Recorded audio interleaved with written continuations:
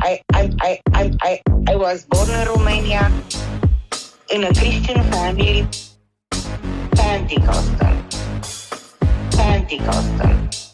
I was born in Romania in a Christian family, Pentecostal. That's a damn church right there. That's time for the church, son. We about to have an eyes wide shut church party in the basement. That's what they call an after party. Y'all ever heard of the after party? You know what I'm saying? I was born in Romania in a Christian family, Pentecostal. I was born in Romania in a Christian family, Pentecostal. I put my key in the ignition. I'm fresh out the kitchen. I put my key in the ignition. I'm fresh out the kitchen. Sippin' on smoking wrong. I'm like, so what, I'm drunk. It's a freaking weekend, baby. We about to have some church. I was born in Romania in a Christian family, Pentecostal. I was born in Romania in a Christian family, Pentecostal. That's a damn church right there.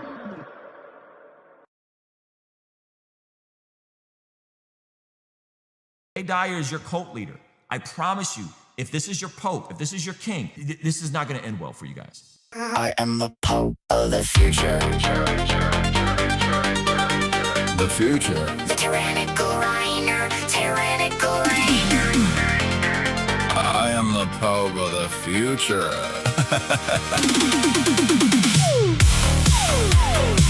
Bless God Industries, profits look major. Ortho bros dangerous, label us later. Call me a pope, yeah, I'll take that title while you sell excess like a paper trial. I am the pope of the future. The future. The tyrannical Reiner. I am the pope of the future. Living inside a Walmart. Debate, wait, got a price on the line. $99.99 just to get some time. Ruslan rapping, but the flow so funny. Every bar sound like send more money. I am the pope of the future. The future. The tyrannical Reiner. I am the pope of the future. Living inside a Walmart. I'm the big meanie, they all wanna run. Call me a villain, but I'm having fun. You invite an old man dressed like a baby, then act surprised when it all gets crazy. Jamie, where's my ginger chew? These goobers are so salty. I am the pope of the future. The future. The tyrannical Reiner. I am the pope of the future. Living inside a Walmart. And that Trent guy, yeah, he play it safe. Don't wanna cuss, think he'll burn in the flame. Oh wait, hold up, I remember the rule. I'm the pope of the future. I write the rules. The future's calling me. It's my destiny. Broccoli hair shouting, but he can't stop me. I'm the pope of the future, just wait and see. It's me. Here. The engine is starting up.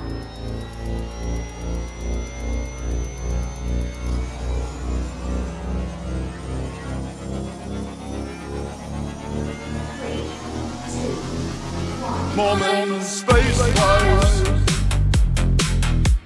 Let's create lives. Moment, space, time. God the Father has a body.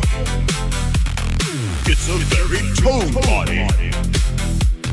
He looks good. Moment, space, time. Mormon space wives,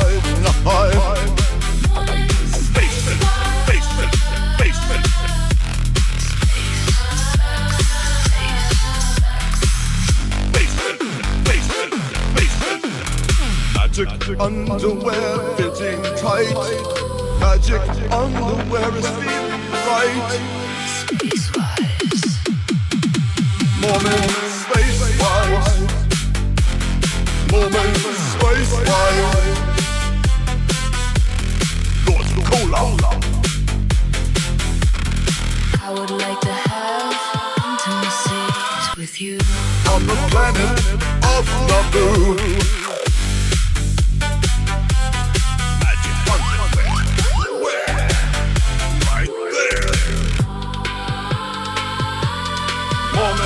Space wives.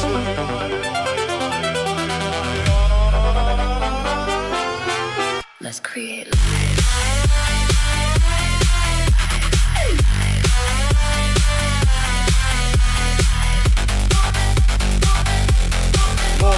Space wives. God the Father has a body. It's a very tone body. He looks good, he looks good, he looks good, he looks good, good. Space, sex, space, Space.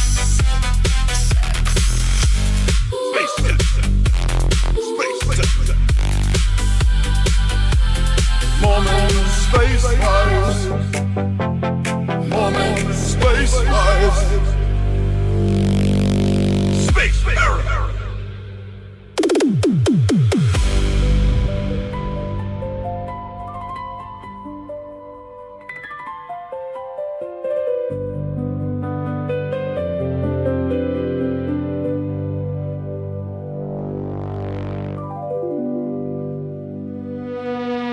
Mormon space wives.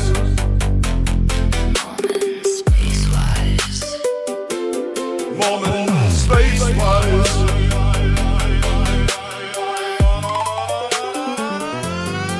Let's create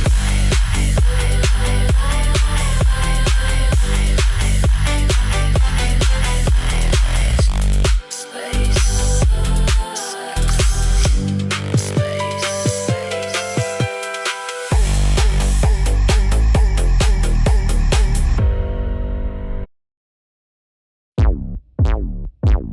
Black kings, black bishops, black players, people of the chocolate persuasion. Black kings, black bishops, black players, people of the chocolate persuasion. Black kings, black bishops, black players, people of the chocolate persuasion. Black kings, black bishops, black players, people of the chocolate persuasion. But the Dark Ages was a time when black people ruled Europe. So when you go into the real history, you'll see King James was... That's King James right there. That's James LeBron. That's King LeBron right there. black. He was not a white guy. You'll see his whole lineage of kings. Black kings, black bishops, black players, people of the chocolate persuasion. Black kings, black bishops, black players, people of the chocolate persuasion. Black kings, black bishops, black players, people of the chocolate persuasion. Black kings, black bishops, black players, people of the chocolate persuasion. Who was a homosexual himself, who was in love with his sister Lucretia, who they made the image of Lucretia to be Mary. And that became the Renaissance era. Lucretia. So hold on, you telling me Lucretia? That's a black name right there. How you gonna say that the people that was framing the black people were also black? That don't make no sense. Lucretia is a black as hell name. Lucretia. Church even allowed it, you know what I'm saying? The church allowed for straight pimping. But that have been suppressed. That have been suppressed. Listen to my brother. In the 1500s, it was legal to be a pimp. Black kings, black bishops, black players, people of the chocolate persuasion. Black kings, black bishops, black players, people of the chocolate persuasion.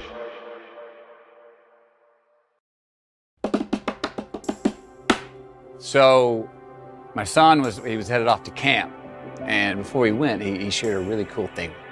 I said, hey, what are you hoping to get from this? And he said, Popeye, I just want to meet new people and do cool things. There's a lot of cool people in the world. There's a lot of cool things in the world. Did you ever notice that? A lot of cool people. There's a cool guy named Bob and Bill. There's also a pretty cool guy named Phil, but not everybody's cool. Some people isn't, but that's okay.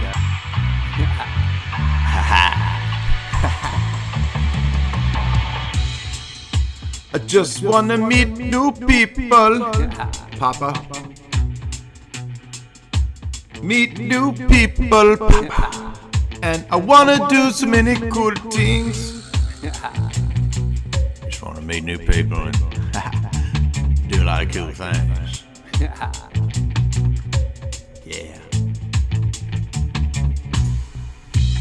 Just wanna meet new people and do so many cool things. I just wanna meet new people,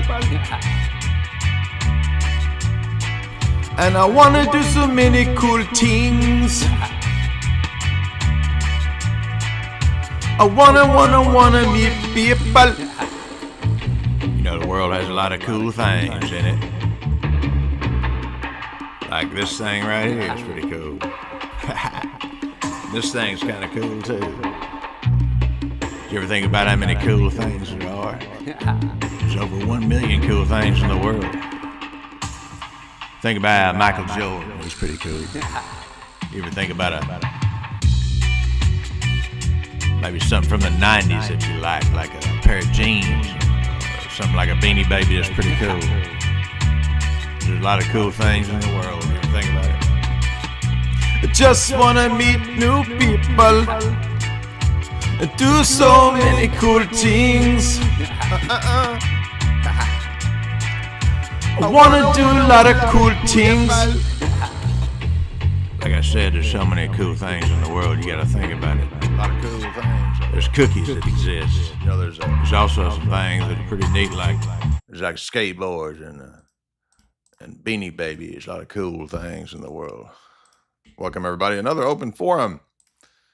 You know, the drama never ceases.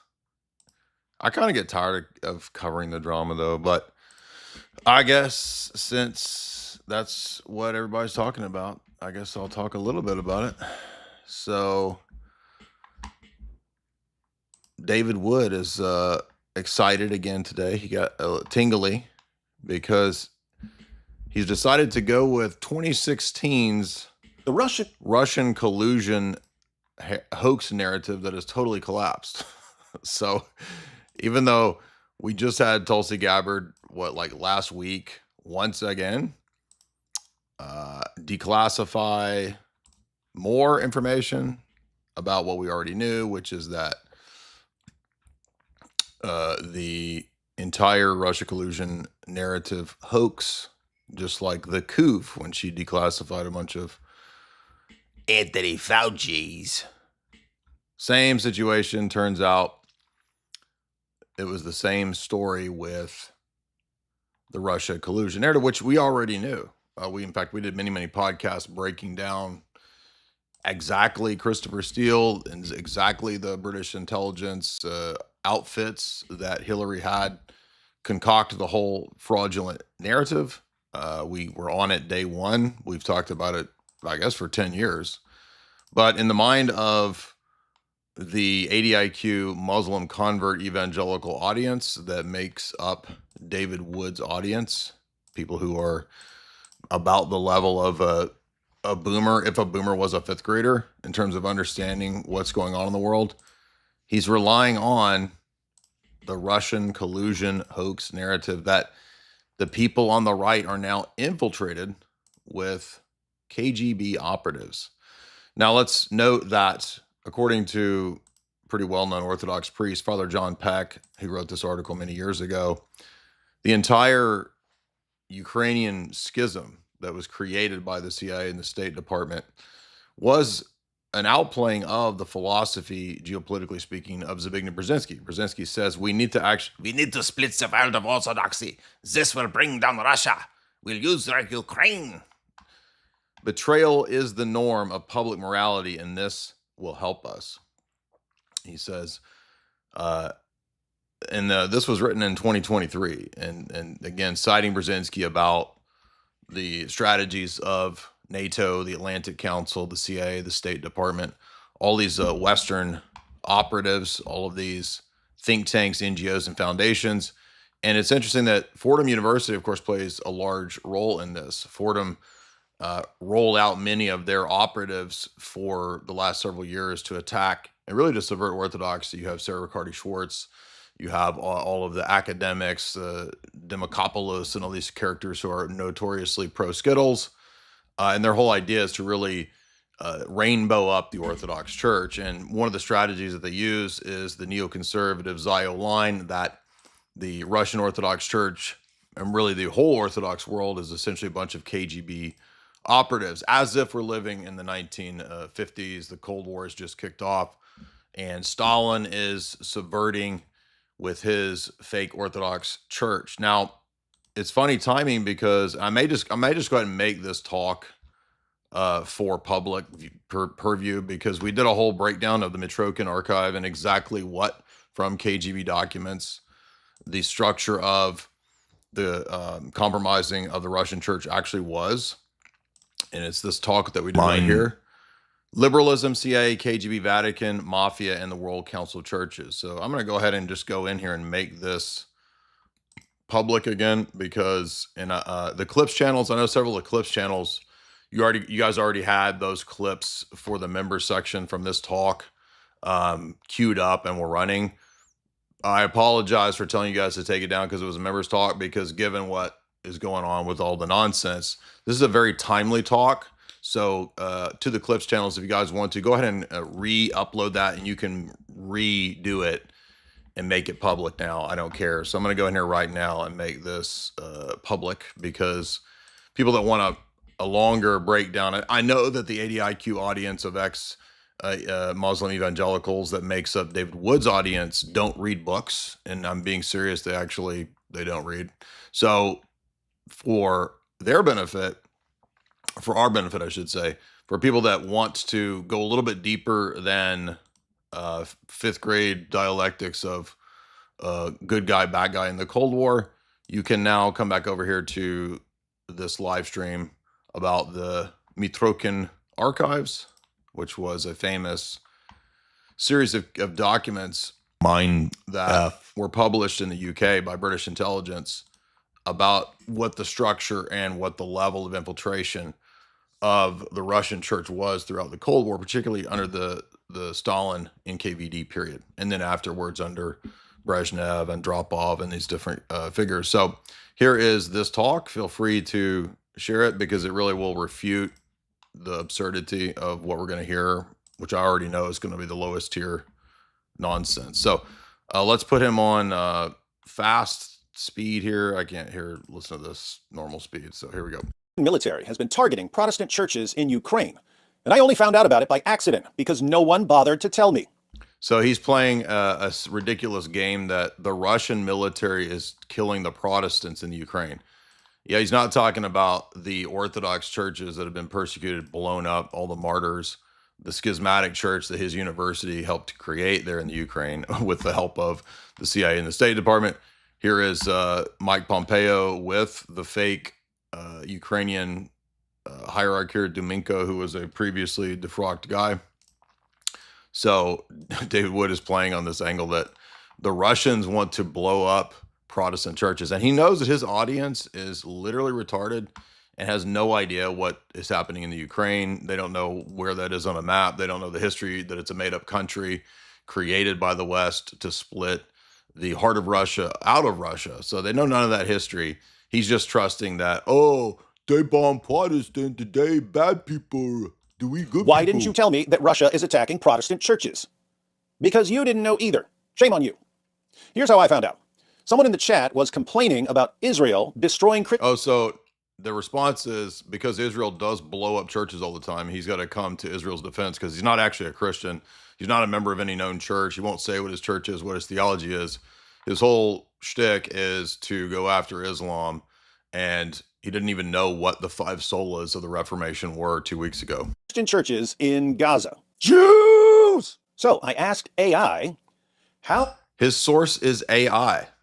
I mean, again, this is showing you that David Wood actually understands his market. He knows that his market is 80 IQ retards who are going to accept Chat GPT as a source.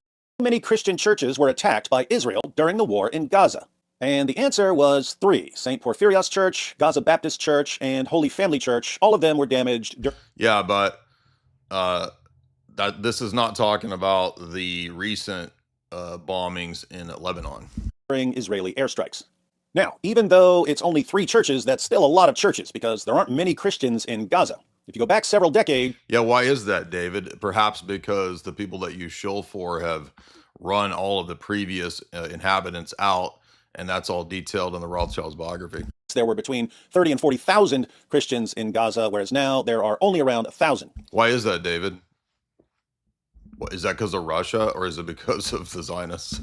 But we started thinking about other wars and wondering how common it is for churches to be damaged during wars. You notice he didn't say anything about that. He just blew past all that. Like something that would have increased once militaries started bombing cities. People centuries ago could have damaged churches deliberately or accidentally with a catapult, for instance. But once you start having planes drop... By the way, I mean, yeah, like people are saying, noting in the chat, 90% of the media that's out there is literally just anti-Russian propaganda because the State Department, the Atlantic Council, and all these outfits have organized and ramped that up due to the Ukraine situation. So when AI pulls from articles, it's pulling from all of these mainstream media brainwashing outlets. I would suspect that church damage is going to increase because bombs don't care. Take World War II. How many Christian churches were... So he doesn't... Does he even read the books behind him, or does he literally just go to AI? I mean, this is so low tier. We're not even 2 minutes into this, and he's literally just sourcing his video with AI. I mean, this should be like a qualifier of this dude right away. But I mean, what do you expect? He didn't even know what Reformation theology was 2 weeks ago. Damaged in World War II. Exact numbers of damaged Christian churches globally are difficult to establish, but in the United Kingdom alone, historians estimate that over 15,000 ecclesiastical buildings sustained damage from bomb blasts and incendiaries. That's 15,000 just in the UK. Germans! Speaking of these church-destroying, bratwurst gobbling Germans... Is that supposed to be funny? Why does he talks like a 1940s radio announcer? It's like bizarre, this bizarre tonation that he has. In the 1940s, German troops on the front lines. The good boys flying over, the Allies, D-Day, Normandy, the invasion. Can we stop Tiny Mustache Man? Another war in our own time. So we asked, how many Christian churches were attacked by... This is where the state of apologetics is with these low IQ people. It's literally just, what does the AI say? And then you just repeat it on a video. Does this count as AI slop, by the way? Russia during the war in Ukraine? The answer?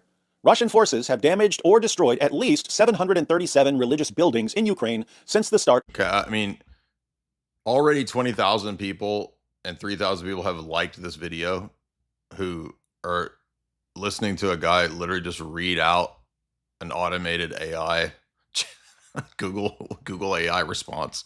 Hit a bunch of churches when they can't see straight. What's the problem? Well, take a closer look at the data. The scale of destruction and deliberate targeting is vast. Deliberate targeting? There's deliberate targeting? Baptist and... Oh, well, I guess if AI said that Putin decided to blow up all the Baptist churches, it's true. I mean, by the way, I thought this guy doesn't like conspiracy theories. Remember when I went on the 4-hour debate or discussion with him and Apostate Prophet? We had that 4-hour discussion, and David Wood said, I don't do conspiracy theories. More at 9. I don't do conspiracy theories. I'm not into conspiracy theories. Well, now you're buying into the most ridiculous, retarded, already collapsed conspiracy theory of the last 10 years, the Russian collusion narrative. Churches. Coincidence? Maybe there are just tons of Baptist churches in Ukraine, and the Russians just can't manage to bomb a town without hitting 15 or 20 of these many. By the way, remember in our discussion, that 4-hour discussion with me and AP and him, he admitted that he doesn't know anything about geopolitics.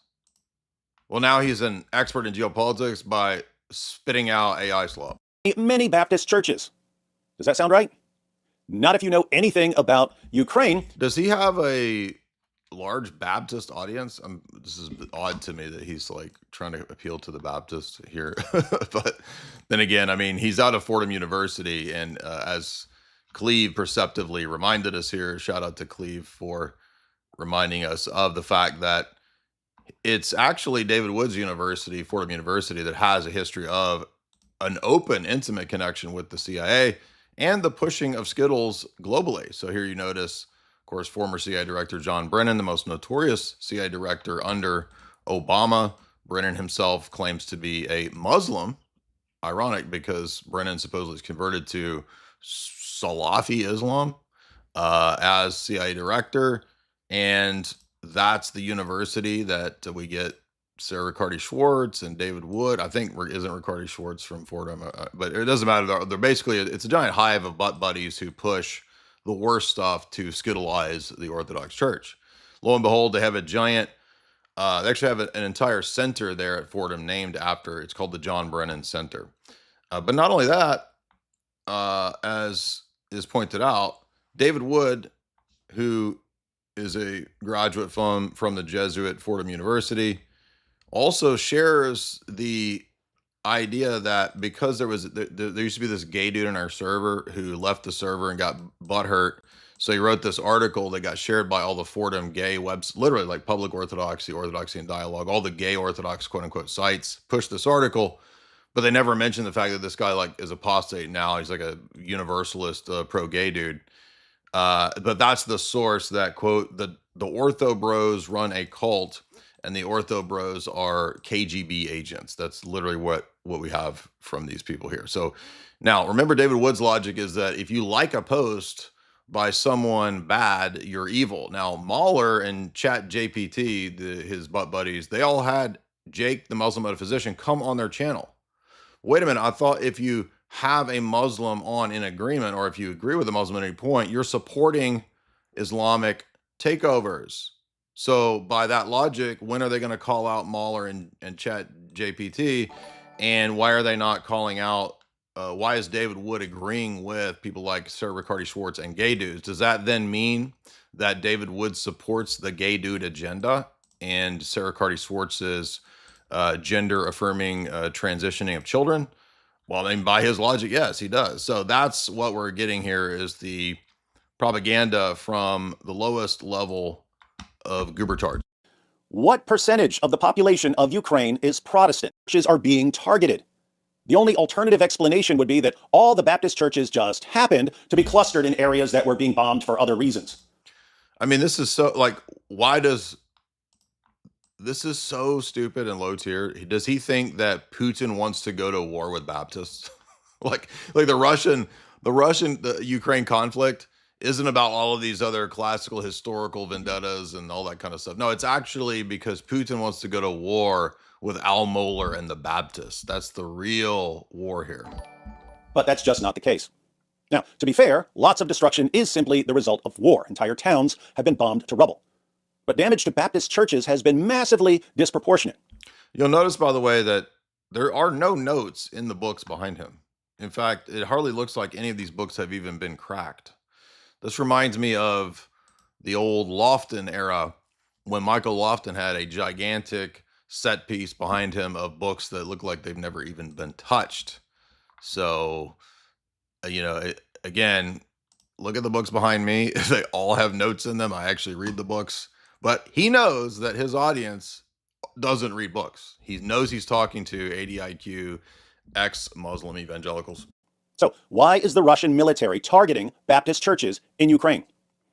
The Russian military is predominantly made up of Russian Orthodox Christians, and many Russian Orthodox Christians aren't fans of Protestants and view them as fake or heretical Christians.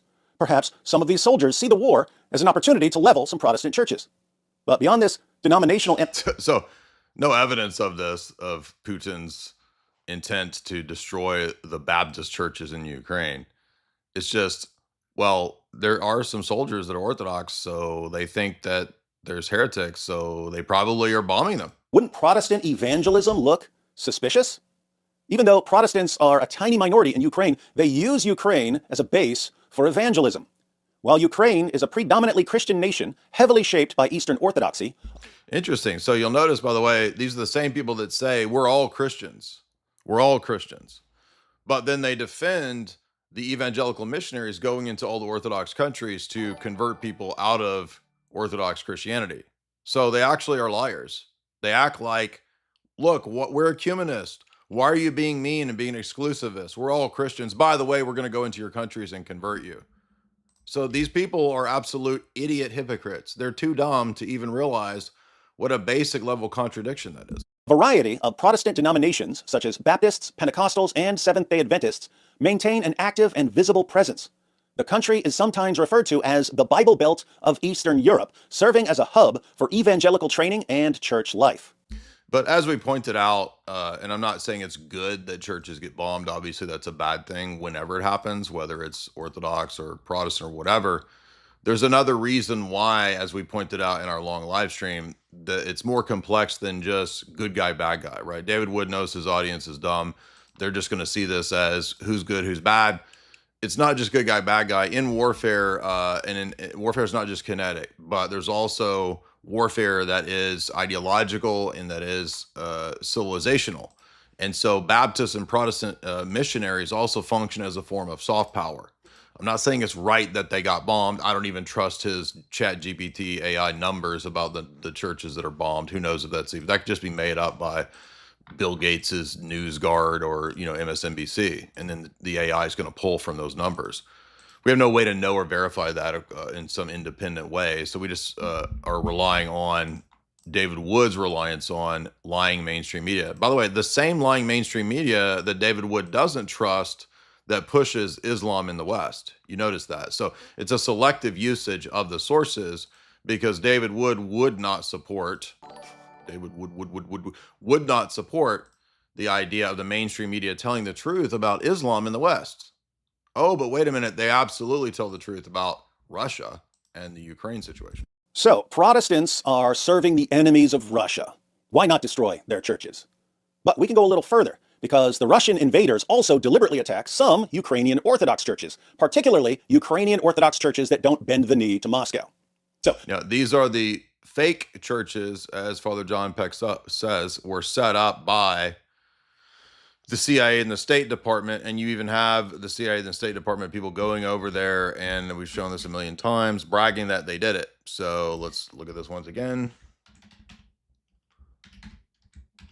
The funny part is that the Ecumenical Patriarch didn't even recognize these people originally. He said they were fake, and then through the pressure, the State Department turned around and recognized them.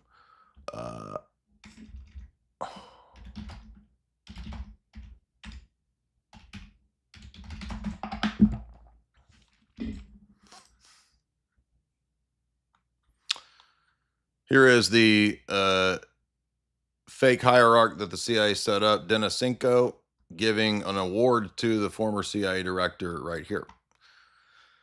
This is Jack Devine, former acting director and associate director of the CIA. He flew over to Kiev after they set up the fake church, and he's getting an award from the fake CIA patriarch. If you want to, you can read our good buddy Jim Jatras, who actually spent time working in embassies and working at high level geopolitical operations. You can read he's a solid Orthodox dude. You can read Jim's whole article on this right there from people who know what's going on, not from people who are relying on Chat GPT. And you can see that this is all stuff pushed by the Western intelligence apparatus. In fact, when they created the fake schismatic church, the U.S. Embassy and the CIA people there put up banners on Twitter celebrating this victory, so-called. By the way, one thing that's interesting that I didn't expect in the Rothschilds biography, and I don't know if this is the origin of the fake made-up nation of the Ukraine. You know, Ukraine's a made-up nation. You guys understand that? It's not a fake. It's not a real country. It's a made-up country at the time of World War I. And it was used as a hedge against Russia. Then it was used by Tiny Mustache Man as a hedge against Russia. And now the U.S. and the CIA use it as a hedge against Russia. So all of these have been detailed for many years over here at Ortho Christian. If you want to read more about it, you can read tons and tons of articles over here where they've discussed it. We've done, I don't know how many podcasts on this, 10, 20. But remember, we're talking about very low information, low IQ people who don't know anything about any of this stuff. They just repeat whatever selectively is useful from the news feed for their argumentation.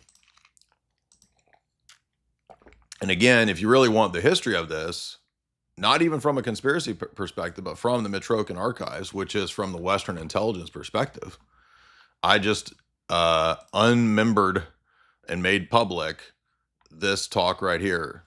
The archive, liberalism, CIA, KGB, Vatican, mafia. And looking back on it now, I shouldn't have told PSYOPs. I shouldn't have told the Clips channels to take it down, because they actually had really good 40-minute, 1-hour versions of this talk. So if you guys who do the Clips channels, if you still have those sort of shortened clips, I apologize on reversing my decision, but the David Wood video made me change my mind. If you guys would go ahead and please re-upload those clips if you do have them. Excuse me. Okay, so let's get through. This video is actually way more low tier than I thought it was going to be. There seems to be an understanding that Baptist churches simply aren't going to bow before Putin, so they can be destroyed. Some Orthodox churches will bow before Putin, so they get an opportunity to submit. In short, Russia demands that churches serve the Russian government. Churches that don't serve the Russian government become targets of the Russian military. Yeah, the reality is that it's way more complex, the relationship between church and state in Russia and the relationship between church and state in the West as well. It's a very complex, difficult, strained relationship.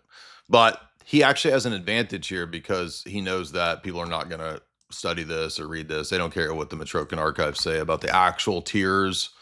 Again, let's explain this again. In the Soviet period, from Stalin's revitalization in the 1940s up until the fall of communism in the 1980s in Russia, the Soviet collapse, you had various stages of what they called compromat, or levels of control of the clergy. So what we learned from the Trojan archives, which are smuggled out KGB documents that are believed by most scholars everywhere to be authentic, a three-tier classification system. The first tier was people that were fully on board with the Soviet program. This included some of the Moscow patriarchs. This included people like Nicodem, Patriarch Nicodem. I forget some of the others that are listed in the archives. And then the second tier was people who did not agree with the Soviet structure or ideology, but were willing to be quiet and not really fuss about the government and just basically be Orthodox priests, but they couldn't proselytize. And then the third tier was bishops and priests that were classified as dissidents, or would disagree, or would speak out. So there was a three-tiered system, and Russia is a huge country. There's many, many, many bishops. And it's not just Russia, it's also the Soviet bloc countries, right? So that's really what was going on. It's really stupid and foolish to think of it like everyone in the church in Russia was a KGB operative and submitted to Putin. The other thing that comes out in the Mitrokin archives is that the KGB, the NKVD, they were not actually that concerned with most bishops and parish priests, because they didn't really do much, right, other than speak to a local flock. They were really only concerned with very high-level patriarchates and bishops that would deal with a lot of international geopolitical types of stuff, right? So that's why they would care about the Moscow patriarch. That's why they would care about the ecumenical patriarch, right? And it's exact same situation with the CIA's relationship to the EP or any of these other important patriarchates. They would be way more important from a geopolitical perspective than every village Russian priest, most of whom weren't affected by the NKVD. If you spoke out, though, you could be taken to a labor camp, etc. So that's the reality of the situation. And it's really stupid and foolish and unfair, especially to all the people who suffered under the persecution, who all these neocon goobers always like to refer to. The church, the Christians were persecuted by the Soviets in Russia for decades. Yeah, exactly. And then they turn around, you're all KGB. Now, wait a minute, which is it? Are we persecuted by the KGB, but we're also all KGB? It's totally retarded. It's like 1984 level, O'Brien level propaganda that contradicts within like 2 sentences. Okay. The relationship is very complex. And it's the same relationship, whether you know it or not, that the churches and denominations in the West have to the State Department and the CIA. Do you know it's no different? Duh. Because the state always has a vested interest in utilizing every means at its disposal to extend power. That's what the state does. So they're going to use the Jehovah's Witnesses. They're going to use the Baptists. They're going to use whatever Orthodox they can. They're going to use Roman Catholics as much as they can. And we know about this, for example, from the declassified doctrinal warfare program. So why didn't David Wood mention any of this, by the way? Well, he doesn't know any of this stuff, first of all. But the doctrinal warfare program was the CIA's project throughout the Cold War to utilize all the churches as forms of soft power, including recruiting operatives, recruiting high-level churchmen. And you might say, well, that's because the Soviets were the bad guy, we're the good guy. It's not about good guy, bad guy. The people that they're recruiting are like gay people, dummies. Gay priests, gay Jesuits. That's who we're talking about here. We're not talking about loyal patriots, although they would use some loyal patriots for sure.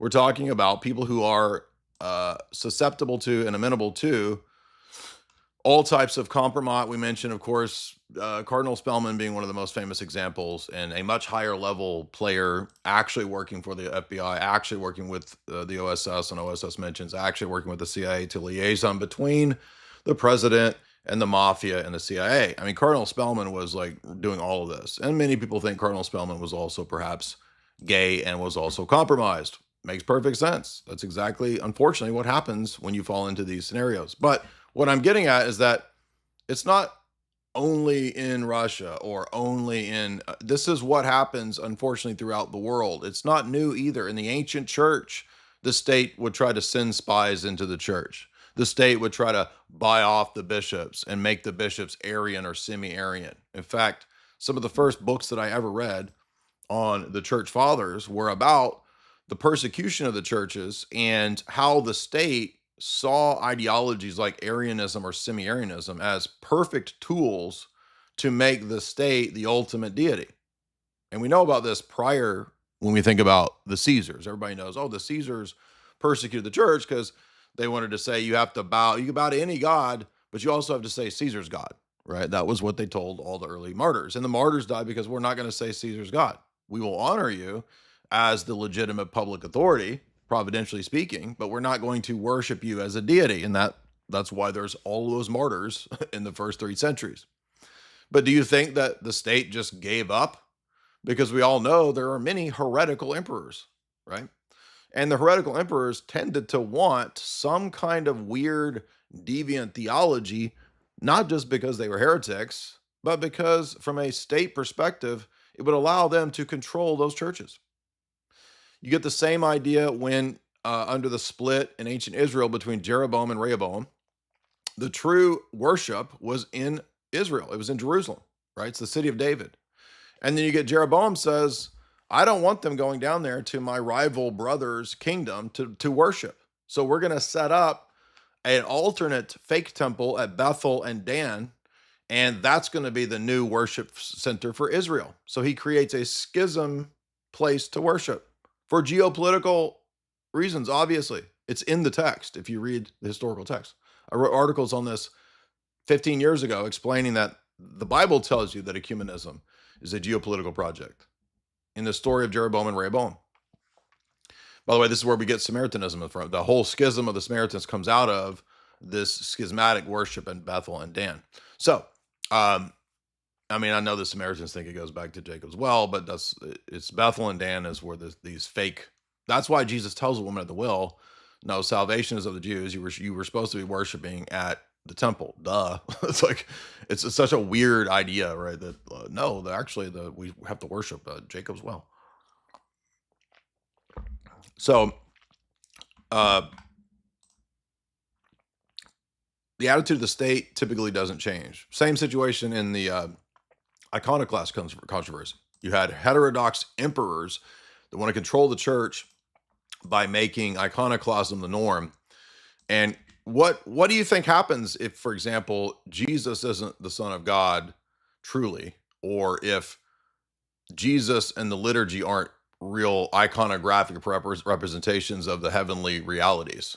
Who steps into that vacuum to be the representation on earth? the state, the emperor.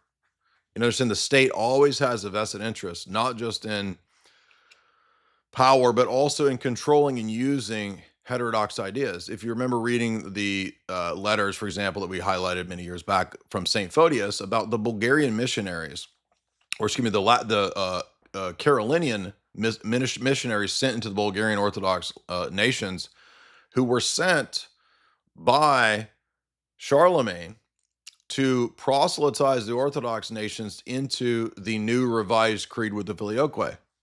Why do you think Charlemagne wanted missionaries going into those countries to get them to say the new creed? For geopolitical reasons. Because now they're agreeing with his church. And then later on, why do you think the papacy wanted to confirm all the bishops in the world and make everybody say his Filioque creed? Also for state reasons. So low IQ Spurgs, nerds, well, Spurgs typically aren't low IQ. Low IQ people, Spurgs who think it's all theology. Let's get real here. It's not just all theology. The state has a constant, perpetual vested interest in using the church in any ways that it can for its designs. And unfortunately, although the state is a Christian institution ultimately, it constantly has the temptation to veer off into worshiping power and power for its own sake and trying to use religion as an appendage of the state. It always does this because it's a fallen institution, and fallen institutions usually have the same problems, the same temptations. So you can go look up the doctrinal warfare program here. I think there's been various series of declassifications. I think the last one was 2013. But it's an actual 100% real program. You can read the David Wimhoff book. And it's just one example refuting the truncated half of the story nonsense that you're getting from David Wood here. Of course, since there are Orthodox Christians on both sides of this war, there's been a growing rift between the Russian Orthodox Church and certain other Orthodox churches. But the Russians are masters of propaganda. Really? How did they lose the Cold War if they're the masters of the propaganda? So remember, Russia, this is a constant funny thing that you see in the Western media too for the last 10, 20 years. Russia is this massively influential global power that's controlling the presidency, it's controlling elections, it's doing all these things. They're masters of psychological warfare. Oh, they're also a collapsing, failing, broke, poor country that can't do anything. So, I mean, this is the guy who literally, like 3 weeks ago, learned what the solas were. He didn't even know what orthodoxy was, according to his own but now he's going to tell you about Orthodox geopolitics and the history of Russia's active measures doctrines. And we've heard about Russians funneling millions of dollars to Western influencers. So what does he go to? He goes to Wired magazine, and the few $1 billion that went into a thing that was connected to Tim Pool's thing that immediately fell apart. It didn't even happen, which would have been minimal influence, right? So this is laughable given the monolithic juggernaut of Western billions and billions of dollars of gay propaganda of Western media versus a tiny fraction, few $1 million of Russian media. Spread Russian disinformation and to amplify U.S. domestic divisions. How come David Wood doesn't mention anything about Israeli propaganda in the West? I wonder why. They want to amplify divisions in the U.S. They want to weaken the resolve of Protestants. And I wonder, it must also be the case that David Wood, you'll notice too that it shifted away from the theology. I thought we were debating icons and the solas, but he's now fallen into just pure boomer slop. I'm going to go back to Cold War boomer slop narratives, right? That Russia wants to destroy the Baptists. Russia is in a global conflict against the Baptists, who are like basically absolutely ineffectual when it comes to anything politically, right? I mean, the whole history of the Baptists is that the states is Satan, right? The Baptist theology is basically there is no state, God's against the state. But no, it's actually, that's why Putin wants to destroy all the Baptists. Putin's at war with the Southern Baptists. Catholics to help clear a path for future expansion. But they don't want to lose the support of other Orthodox Christians. On the contrary, they want the entire Orthodox Church working for Russia. So wow, this is amazing. How did David Wood come to such precise geopolitical expertise within 2 weeks of just learning about Orthodoxy. What sort of Russian propaganda should we expect? Well, if I were Putin and I wanted to use the Orthodox Church for propaganda, I'd try to develop an online coalition of Orthodox Christians and pit them against Protestants and Catholics. I'd make... Interesting.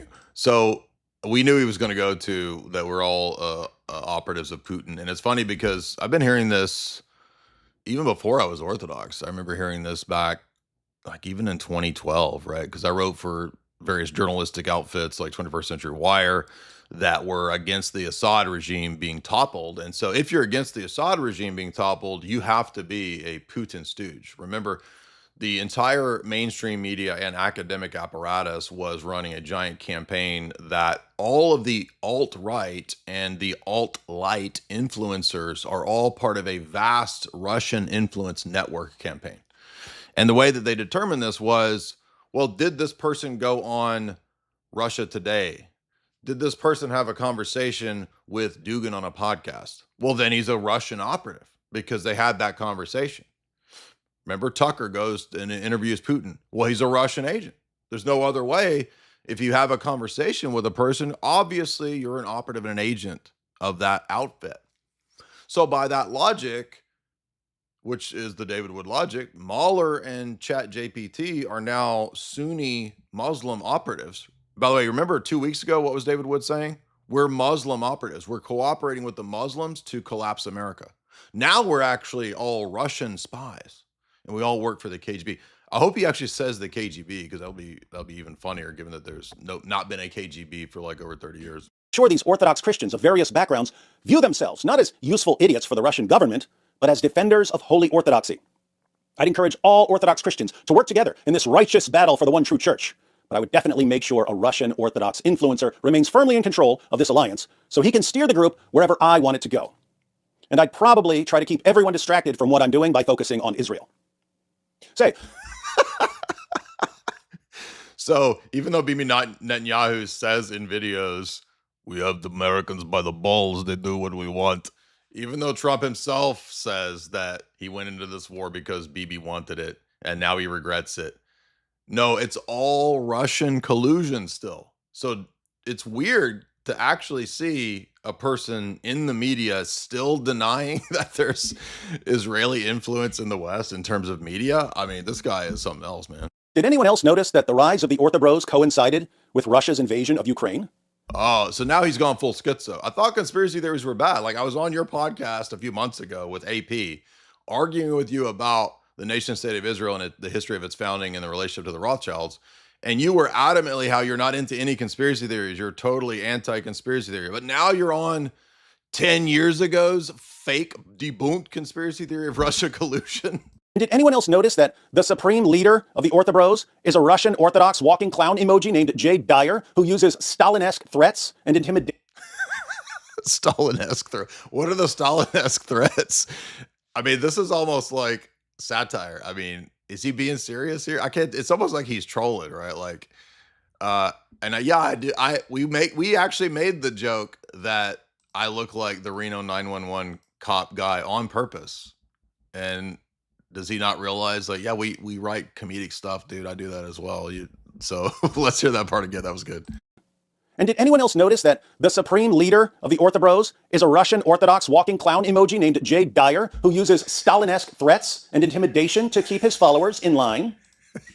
The threat here he's going to talk about is this guy who ended up being a gay dude that got butt hurt to touching too many butts, coming into our Discord server like 5 years ago. And he got mad because there's a policy that Orthodox have that if you're going to be a public teacher, you can't be anonymous. And so that's, for example, not just like in the Discord, it's also sort of the OCA clergy guidelines and all that, especially for clergy. You can't be a public Orthodox teacher and be anonymous. So the guy that he's talking about, who, by the way, now is a pro-gay universalist apostate guy, which is what we said all along, that guy would be totally a subversive weirdo. Lo and behold, he turned out to be a subversive weirdo. This is his source for why we run a Stalin cult. And that's funny, too, because this is the exact line that Ruslan had. Remember, Ruslan said, what did he say a few weeks ago? If Jay Dyer is your leader, the Pope of the Ortho Bros, you're in a cult. Dark times are ahead. Dark clouds are coming for you. Noah Jefferson, a young Orthodox Christian who escaped the Orthobro cult, and is now an apostate pro butt buddy guy. You go to his blog and he writes like pro butt buddy stuff. So that's who he's talking about here. said that the Orthobros only use theology as ballistics against the other. Whoa! Or this guy on a Substack said it? Whoa! Ortho Bros ended. You can find a Substack of anybody saying anything. It's just funny to me. He didn't even take the time to check out who this guy was, like whether this was a solid source. That theology is simply the weapon of this cultic mindset. I like how he's just highlighting random sentences like, oh, there we have it. Case closed, dude. Case closed. A gay dude said it. Case closed. This is from an insider. He says the Orthobros don't argue based an insider. By the way, this is not new. Again, we're back at 20. This is Lofton, dude. This is Lofton in 2019. Look, this is just recycled 2019 stuff. Cancer that never dies. Just like you. Do you notice the tendency as you brought up? Russiagate, all these stupid conspiracy theories that they dig up from 5-6 years ago, they're still doing it. Yeah, because they're like, and they're not even, they can't even read the room. I can't figure out if David Wood can't read the room or if he actually doesn't care because he knows his ADIQ ex-Muslim evangelical audience doesn't know anything and they're not going to check any of this. But it's just funny. 4 years ago, look at this. Go back 4 years ago, Michael Lofton right here. Jay Dyer inner circle exposed by former diorite, bro. It's the exact same article. On June 13th. So all they did was just Google Ortho Bros exposed. They find the same article written by a gay dude. In 2020, I learned of and joined the Orthodox Christian Discord server ran by Jay Dyer. I mean, imagine like you write a whole article of that you joined the Discord server that you can freely join and leave at your own accord, but you say that it's a cult because you were told that you can't publicly be anonymous and publicly teach theology. Well, guess what? We've been vindicated because we knew you were subversive and that you were going to push butt buddy stuff. Lo and behold, he comes out as a subversive pushing butt buddy stuff, as we said from the get-go. So we were actually correct. Father Deacon Ananias Sorum, who, by the way... Ooh, you see how Lofton highlighted your name there? Sorum. Still tries to, often attacks Catholics, constantly attacks. So notice, Lofton did the exact same thing that he's doing, which is because they attack Roman Catholics in terms of debates, I'm going to play on the fact that the Ortho Bros are a cult, and I'm going to say that they're going to war against the Catholics. And then what's he do? Exact same thing. I'm going to appeal to the Baptist that the Ortho Bros are part of Putin's global war to destroy and genocide the Baptists. On their passion for theology, theology is simply a weapon to wield against Protestants and Catholics. Yeah, he escaped. It's a Discord server. You can come and go at will, dude. Nobody's forcing you to be in the Discord server. I escaped the trauma of the Discord cult they went into my computer and they wouldn't let me leave. I couldn't exit the Discord. Is a tool to help them spread propaganda. Here's how Noah describes Jay Dyer. Jay Dyer is a regular host of Alex Jones' InfoWars and is increasingly becoming a notable figure in the right-wing and far-right online... Oh, wait till Monday. Wait till Monday. So, in other words, what happens? Oh, finds out, he's secretly a butt buddy. It's actually because he hates right-wingers and he wants to come after us. ...sphere, while already being perhaps the most popular and influential Orthodox online personality. Dyer caters to this online culture in his aesthetics, conduct, and media content. His presentation of orthodoxy also takes advantage of the U.S. culture wars and plays upon the recent fascination of the right wing and far right with Russia as the bastion of moral values and Christian power. It should be noted that Dyer and most of the clergy associated publicly with patristic faith are members of Rokor, the Russian Orthodox Church outside of Russia. It's not even true. Most of the mods in Discord aren't even Rokor. That's not even true. And patristic faith, not everybody's Orthodox that publish articles. Rokor Orthodox that publish articles. Yeah, this is all just made up bullshit. And while Dyer selectively uses the work, it's literally, remember we said, it's the conspiracy guy with like all the threads, right? Of, oh my gosh, pro-masculinity. Yeah, he actually, doesn't he mention toxic masculinity in there too? Cult, right? And they're just connecting all these things. Right. And by the way, this is notice this liar and slanderer that wrote this article in Substack that turned out to be gay and apostatized. Notice that, who did he join up with right after this? Sarah Ricordi Schwartz and Fordham. Yeah, all of the Fordhamites and stuff like that. Yeah, we knew, we had predicted all that. We said right away the trajectory of this guy would be that, and that's exactly what happened. Of neo-patristic theologians and favors Neopolemism, his outlook on 20th to 21st century Orthodox history seems to be that of the anti-ecumenical, anti-modernity, and pro-monarchist strand in the... There we go, based. So that part he got right. Russian Orthodox Church outside of Russia.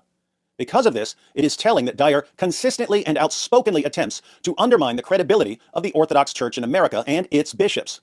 Dyer perpetuates the defining of America as enemy of Orthodox. So David Wood is reading this part to try to get segments of the Orthodox Church to be divided against us and come against us. And by the way, this is what Lofton did. He's just literally repeating the playbook of Lofton like 4 or 5 years ago. It's the exact same thing. It doesn't work. These guys don't understand that like all of this stuff, all it does is bring the smarter people and the more open-minded people to our side. And then they see how retarded this like 80 IQ boomer propaganda is. And they realize, oh, actually, you know, they know what they're talking about. These aren't retards. By frequently labeling those who defend the Orthodox Church in America Ameridox, a pejorative meant to bring their orthodoxy into question by identifying them with America as degenerate. Yeah, while that's actually correct, based. directing his followers towards the Russians. This Dyer guy sounds kind of based. What's up? This Dyer guy sounds... By the way, we don't just send people to Rocor. That's not true. We send people to wherever. You guys have heard us a million times say, find whatever the best church is locally to you. We talk about, the last live stream we did was that it's not actually Orthodox to identify yourself as the jurisdiction. If you're baptized into the Orthodox Church, you're an Orthodox Catholic, not a jurisdiction.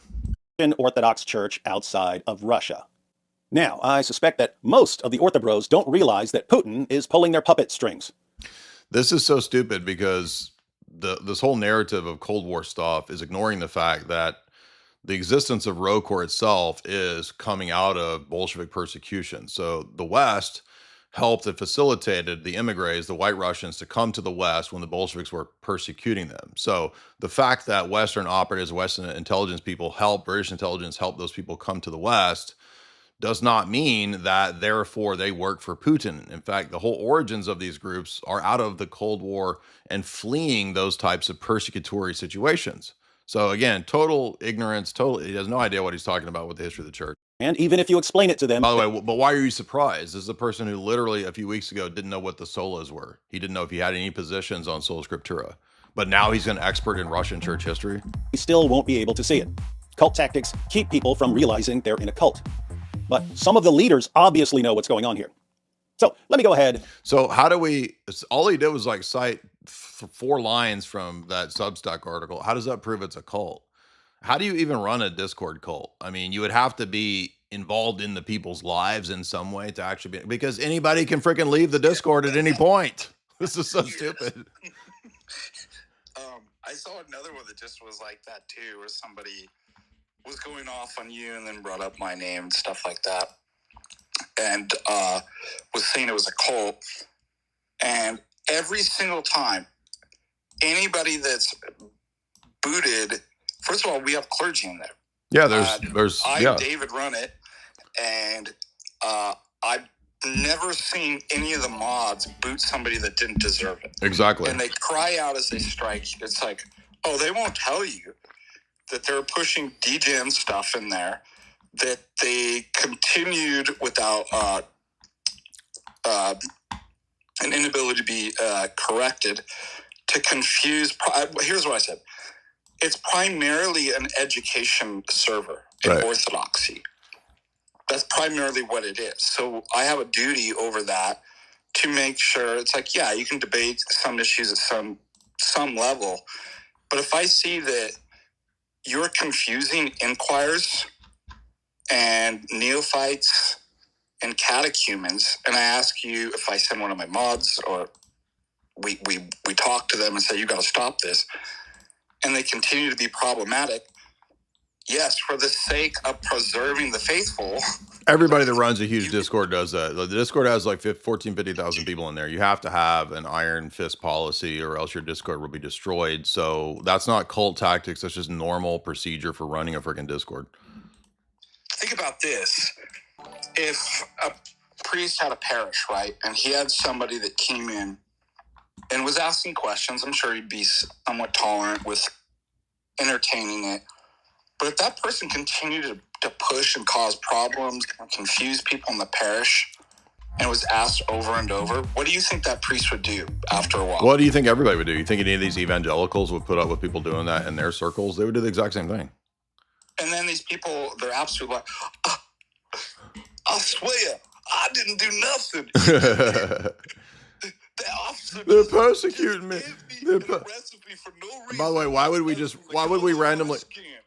would we randomly pick some dude to just persecute? Like, so for no reason whatsoever, we just pick this one guy to just, let's be mean to him. And ask, hey, Jay Dyer, or should I say, Comrade Jayevich Svidrigailov Dyerovsky.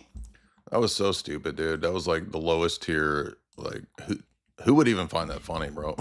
Just because your barely literate army of orthodrones fell for these low-level manipulation tactics? Dude, you literally have an army of ex-Muslim 80 IQ people. I don't think the ortho bros are the people that are low IQ. Like, we actually read books. Your books behind you have never been cracked, dude. Come on. Did you really think I wouldn't spot this obvious Russian psyop? Took me like 5 seconds. Is this serious? Like, is he serious?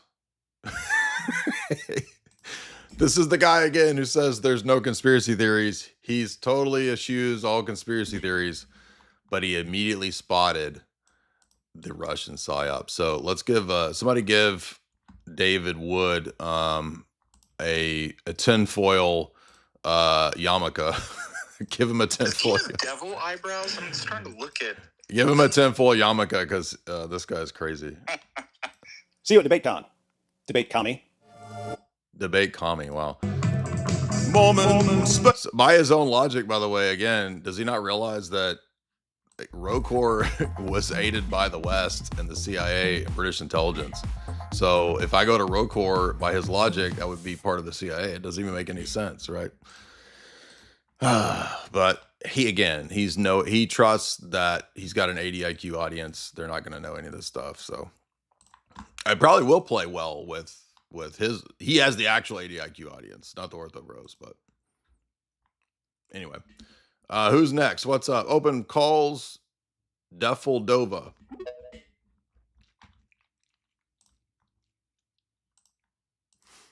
By the way. Hey. Yep. Yeah. Can you hear me? Yes, sir. Yeah. Hey. Yeah.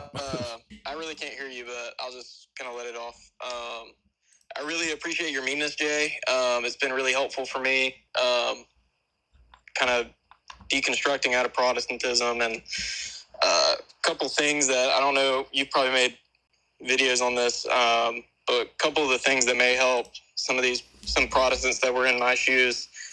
Like Wes Huff has a video of basically like the longer ending of Mark isn't scripture, and I'm just seeing a lot of the evidentialism and how much of that like affects sola scriptura to them. So I wouldn't say a lot of that would be a problem, except for the fact that like I also heard like needgod.net have like a live stream, and then somebody was trying to prove baptismal regeneration, and then he said that it's not scripture and stuff like that. It's just like that, and some of the other things that helped, like, was the Old Testament, like Masoretic texts. Like, Protestants use the Masoretic, but, like... Yeah, the rabbinic text. They use the Septuagint when it's convenient for the theophanies, you know, so... Yeah, I mean, again, it's there's so many inconsistencies all over the place. So, you brought up a bunch of different issues there. I don't think textual issues is the best way to go because, again, most of these people are never going to read a book. They don't care. They're not going to read anything about that. They're just going to listen to internet stuff. So I would not go to textual studies. I think it's a lot more effective to just get into the history of the canon and why the canon, why are we supposed to go with your canon? I think you're right about the point you're making. I just think that tactically it's a more of a challenge. Gabriel, what's up? But I mean, it is a good point. Like, so wait a minute. If Wes Huff is saying that this chunk of Mark is not actually scriptural, so now the canon is actually just determined by Wes Huff. Gabriel, what's up? Hello, can you hear me? Mm-hmm. So, I don't know if it's in the topic, but I wanted to ask you what's your opinion on mass deportation and like stripping immigrants of citizenship in Europe or in the US. An immigrant isn't a citizen, so how would they be citizens? Yeah, naturalized. Those that if the ones that are, I wouldn't necessarily have a problem with it because it's a crisis and the nations are being destroyed, and there's no other country that would accept the same principle. And like for everyone, I mean, even if you are well integrated, like working or speaking the language.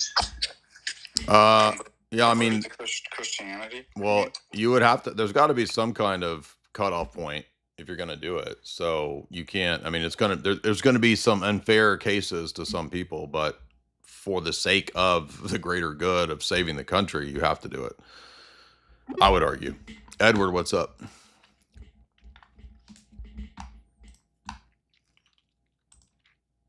Edward, you want to unmute? Oh, there you go. Can you hear me? Mm-hmm. Yeah. I just want to say thank you again for all the work. Really appreciate it.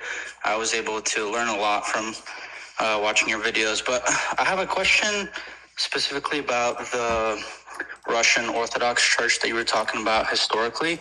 So my parents came here from Russia after the Soviet Union collapse. So ethnically, I'm Russian. And so I've been exploring Orthodoxy for about like a couple years now. And so I grew up in a Protestant circle, but just to cut it short, I looked into my family tree and, I saw that there's quite a couple of past generations that were Orthodox. And I saw that slowly, there was more and more Protestants circles that were involved, that my families were involved in. And so I just wanted to say, ask if you have any information on during the Soviet Union when the people that were Orthodox were sent to like Siberia and the gulags and all that. Is there any type of historical information that can speak to like this dilution of Orthodox to becoming Protestant or, Protestant circles forming during that time? Because, when I look at my grandfather, he was a Protestant pastor in Kazakhstan. But if you go back one more generation, they were pretty much all Orthodox. I mean, there are tons of books that deal with that history, but it's part of a long-term strategy that the West has had. It's not just Russia. They do this pretty much everywhere. I mean, for example, the West has used evangelical missionaries in Latin and South America for soft power. In fact, there's a gigantic book just on the Rockefellers using evangelical missionaries ultimately for the purpose of their oil and corporate interests, right? So, yeah, that absolutely goes on. I don't know what the specific book is just about Protestants, but I mean, I covered this right here in Liberalism, CIA, KGB, Vatican, Mafia, and World Council of Churches. This whole talk deals with not just Uniates, but also Baptists throughout the Cold War. The West was using Reformed Baptists. They were using evangelical missionaries. They were using Jehovah's Witnesses. They were using Mormons. So it's not denomination specific. It's any of the denominations can be used. And that's why Russia has the stance it has today, for example, where they ban Jehovah's Witnesses and Scientologists and hopefully Mormons eventually. But it's because those groups are not just there to convert people. They're actually also used as a form of soft power. So We got to figure this out, or else, you know, we're all going to be stupid and duped. If, you know, all this stuff is out here. It's part of the discourse. We might as well try to understand it, I think. There's no point in trying to ignore all this stuff. So watch the video that I made public right here. Liberalism, CIA, KGB, Vatican, Mafia, World Council of Churches. Gotcha. Okay, I'll take a look at it. Just to throw that out there, Mhm. that you mentioned about Jehovah's Witnesses, actually, from my grandfather's side, his entire family, he's also Russian. They got converted to Jehovah's Witnesses, and he was the only one that pretty much, you know, stayed Christian or was in the Protestant circle. So that was pretty much, you know, happened to my family as well. Yeah, it's unfortunate, but that's how geopolitics works. You know, so great questions though. Mowgli, what's up? Great googly moogly, that thing is juicy. Yeah, hello, can you hear me? Uh-huh. Yeah, so I have a question about the transcendental argument for knowledge, right? So I was reading this paper from Father Deacon, right? So it's called The Reason for Reason. Do you recall it? I mean, he's right here. You can ask him. Sorry? He's right here. You can ask him. Yes. Oh, yeah. Yeah, so my question was basically that this paper seems to say that first order knowledge is justified by second order knowledge, and second order knowledge claims can only be justified by first order knowledge claims, but that's not possible in a sense. However, my question would be, how do we, in our paradigm, have access to knowledge, right? So how is that problem like solved in our paradigm? It can be Christian one. Well, so it's about verification. So you had it a little bit wrong. Second order knowledge is dependent on first order knowledge. However, because of the finite position that we're actually in, there's no way to confirm whether we have first order knowledge without putting our number twos before our number ones. Okay, so the only way that it's possible is not by constructing a finite system based on speculation that it might be possible that there is no God, that it might actually be accidental. So what's the other category? That there's a God who reveals. So it's a denial of, so all the problems are because of the finitude, right, of pretending that we're autonomous and we can actually do this on the possibility that accidentalism might be true, that God might not exist. And constructing in terms of propositions that'll ultimately just be kind of circular and bootstrapping. So if knowledge is possible and we're to verify it, it's got to be another way. And what's the other way? It's revelatory. Like in form of a rational soul? In the form of a God who's in a position to know, because he stands behind the world. He created the world. He knows how all this works. He set it up so that you can know. He made you so that you could know. But not only that, is in a position to actually reveals it. That's the only other way. If knowledge is at all possible, it's got to be that way. And that's not a system. God is not a system of propositions or not a proposition, a person who stands in a position to know and to reveal. We're not in a position to know in the sense of verify. So we need one who can do that.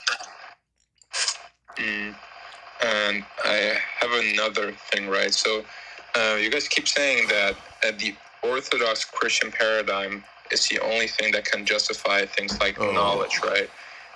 And what would be the argument for that? I mean, you guys combine it with the transcendental. Bro, just go watch the video on this, man. I'm sorry. I made a whole 3-hour video on this, but thank you for the call. Yeah, let me just say real quick. Sure, go ahead. It's because it's internally consistent, coherent, right? And as Florovsky says, Revelation is history. It matches history. It gives an account of how this is possible. It doesn't contradict itself, and everything else does. And Orthodoxy claims to be uniquely the truth, and the others as a whole are not. So you can't have, right? If you have one that satisfies, you know that all the rest are false, and vice versa. That's how we know, among other things. Archistrategos. By the way, for those that are looking for an introductory read on the whole Ukraine situation, I'm remembering this Jim Jotras article is probably the best. So read the Jim article here, a good friend of ours. Whatever, what's up? Unmute, dude.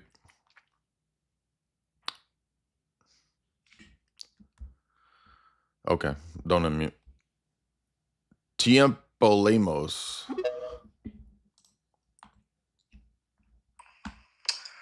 Oh, did that guy just drop? Mm-hmm. Can you hear me? Mm-hmm. Okay, so I just wanted to say, I think it's really funny, this whole narrative that you're some KGB Russian operative or whatever. You've been very public with your conversion and you're coming to Orthodoxy, and isn't it true you converted in the Antiochian church, right? Mm-hmm.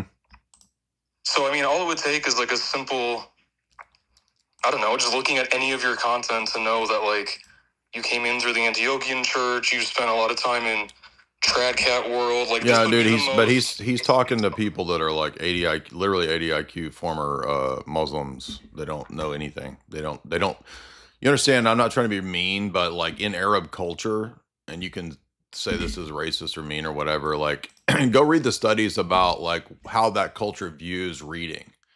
They don't read. It's not part of their culture. For example, the average Arab country, the average Arab person, they might read news here and there, but like it's not normative for those cultures to actually read things. They don't read a book all the time. We read books constantly. It's not part of their culture.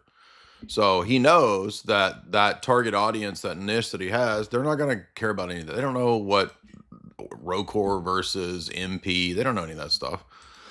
So he's just, again, relying on the ignorance of his audience, just like the Cold War relied on the ignorance of boomers and indoctrination to think that one guy good, therefore, or one guy bad, therefore other guy good. What if they're both bad? So you see that. And by the way, Jim says right here everything I told you guys. Everything that I told you guys right here in this paragraph right here, that State Department went, when you had the coup in Ukraine, they set up a schismatic church. Mike Pompeo literally called the new guy that they set up, Domingo, gave him a phone call. And who was running a lot of this stuff? The Atlantic Council, the same entity, by the way, that was policing Facebook during the coup. But David Wood knows his audience doesn't know what the Atlantic Council is. They're never going to read a book about the Atlantic Council. They don't know who Zbigniew Brzezinski is. They don't know any of that stuff. So he knows that. That's what he's relying on, people being retards. We're trying to actually educate people. Squeegee, what's up? But I appreciate your call. I agree with you, and I'll go back to you in a second. What's up, man? Squeegee, I'm mute.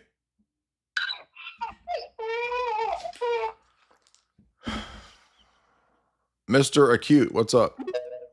People having a hard time with the phone today. Mr. Acute, what's up? Hey, Jay. I've been watching you for a long time, back when you were co-hosting with Worski. Cool beans, dude. I'm a good old days. Catholic who's been looking more into Orthodoxy, and I heard you say something, but I'm not quite sure if you elaborated on it anywhere else. It was, you called the unleavened Eucharist of the Catholic Church Judaizing, and I was wondering if you could elaborate on that more. Yeah, when the medieval Byzantines wrote up their lists, they complained about that tendency because it suggests that we should do the rites the way that it was done in the Old Testament.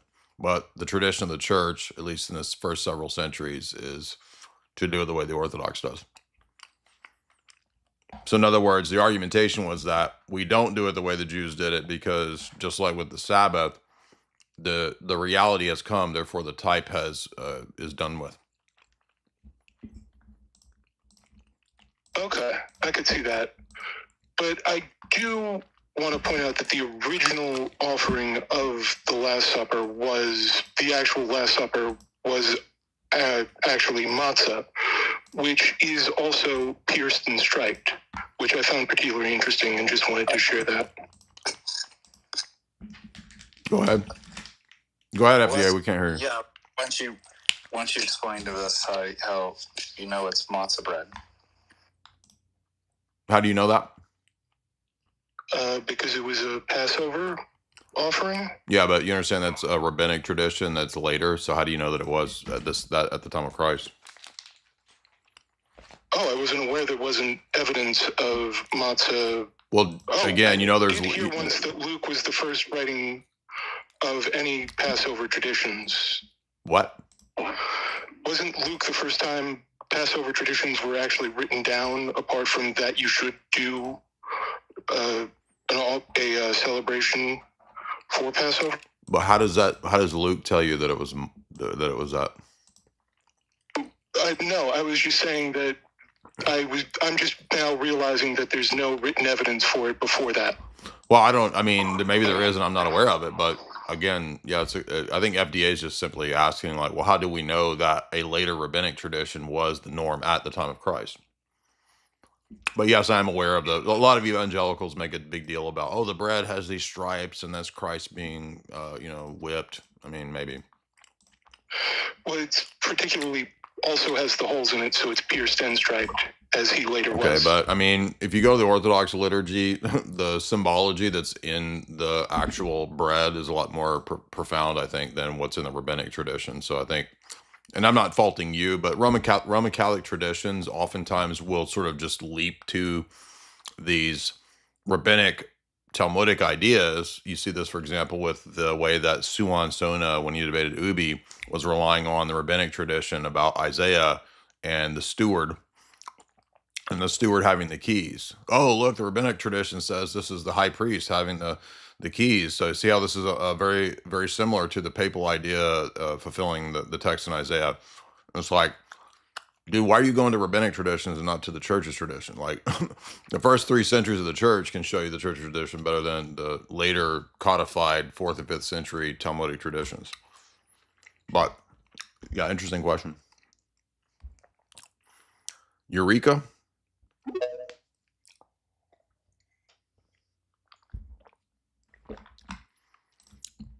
Eureka.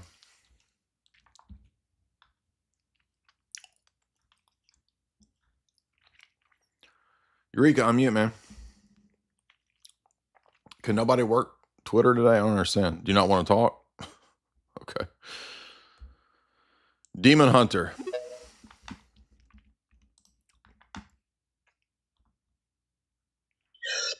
Ajay. Yeah. Can you hear me? Yeah. I would like to talk a little bit on ecumenism within the Orthodox Church. Okay. Okay. I'm from Serbian Orthodox Church. Unfortunately, Serbian Orthodox Church is heavily affected by ecumenism. But my problem are those Orthodox guys. They just can't recognize that, and they defend it. They say if you are against against patriarch, you are some kind of zealot, some kind of sectarian. But what we see today, liturgy is changing. They are shortening liturgy. Yeah. They are calling for Eucharist without any fasting, without any confession. They're teaching completely wrongly. They're kissing the hand of Pope. They have common prayers, common liturgies. But those guys just defend it. No, it's not ecumenism. They're not partaking in Eucharist together. Right. Yeah. That's only. Yeah. No, you're absolutely right. I didn't say this. You're not wrong to oppose it, and you're absolutely right. Like many times in the history of the church, the hierarchs have been in the wrong. Now, not the entire church, but you can definitely have errors that encompass a large portion of the church, perhaps even the majority of the church, like the Arian, semi-Arian crisis. You can have the majority of the bishops being in error. There's nothing that that about Christ's promises that said that wouldn't happen. Maximus the Confessor famously said, even if the true Catholic Church is reduced to a small handful, I would be part of that against all the error. So, and he was saying that when his patriarch was cut his tongue out. So, yeah, you can be persecuted by the church. Many saints have been. So, the fact that a lot of these people who are geopolitically motivated, and so they don't see it through the spiritual lens, they see it through personal power, geopolitical lenses. That's why most people fall into this. And they don't love the truth above compromise and ease and simplicity. So you're absolutely right. And there's no churches, there's no groups that are not affected by ecumenism. It's not just Vatican II and the Roman Catholics. It's not just Protestants. It's also vast segments of the Orthodox Church that are also tempted with what many of the saints and many people say is the great heresy of our time. And all of the great saints of this century all opposed ecumenism, whether it's Staniloy or whether it's Father St. Seraphim Rose. They were anti St. Justin Popovich. They were all anti-ecumenists. I have their anti-ecumenist books. So no, you're not a bad person for siding against ecumenism. Right. But we also have to be aware of the other extreme, which is to go into schism, because that's the other opposite error. So JB says for $5, I think David Wood is being strategically manipulative. Remember, he does admit that he is a psychopath. Alfredo, thank you. Cutter, what's up? Octavian, I have a tag question, and then I have 5 follow-up tag questions. I will make it very quick. He's joking. Snakefoot, $2. What do you think of Provoked by Scott Horton Ukra? I don't know what that is.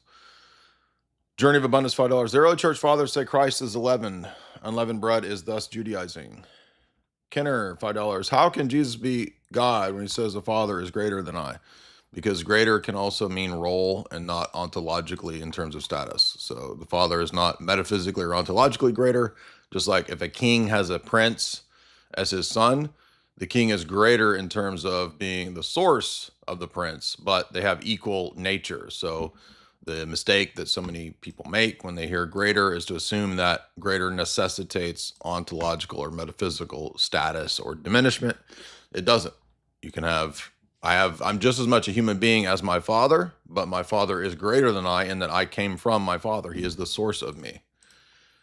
He has authority over me, but he's not more human in terms of human nature than I am. It's a very simple principle philosophically. But as we constantly see, so many people have a very difficult time with making these types of distinctions. People think in very rigid either or categories. This is the whole reason why we have so many world religions and heresies. It's not the only religion, there's the spiritual component as well. But this rigidity that doesn't allow for distinction is just, it's fascinating to me. I don't know why. It's just such a fascinating thing. And a lot of it has to do with grammar and people having a hard time with words and how words work. But it's just something that, I don't know, it's just fascinating. Go ahead. Well, don't you find it funny that these people who can't read and have a problem with words want to always go to the text and words? It is true. Yeah, that's the Protestant ethos right there. Truffles, what's up? And the Muslims too, because it's people that worship a book. It's like they're mystified by words, so they worship a book. But then when they come to the words, they don't know how words work. That's actually really perceptive, Father Deacon. Hi, Jay. Can you hear me? Uh-huh. All right. I just want to say 2 things. Twitter has been bugging out the last few days with Spaces, I've noticed, because I've been doing Spaces debates myself on the low. And it's been really janky, so that might be why some hooligans are having issues. Okay. And I was wondering if Father Aninus would be willing to talk to me in DMs. I have a couple of questions that a spiritual father that I was reaching out to hasn't been able to answer me about over the last few months, and I was wondering if Father Aninus would be able to fill in that gap. If not, that's okay. It's not a big deal, but I hope you have a good day, Jay. You're pretty phenomenal. Well, thanks, man. I appreciate that. Deacon, FDA, did you hear that? I got a follow back. Okay. Go ahead and I'll do my best. Thank you, sir. Yeah. Very much. No problem. Thank you, Truffles. Appreciate your kind comments. Fugen.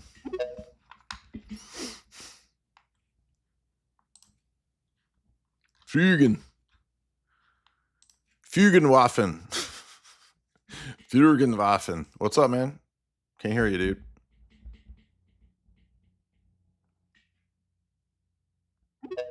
RF, what's up, man? Unmute. RF, unmute, man. Spaces must be janky because this just keeps happening. Do you want to talk, dude, or can you hear me? Unmute. I guess they can't hear me.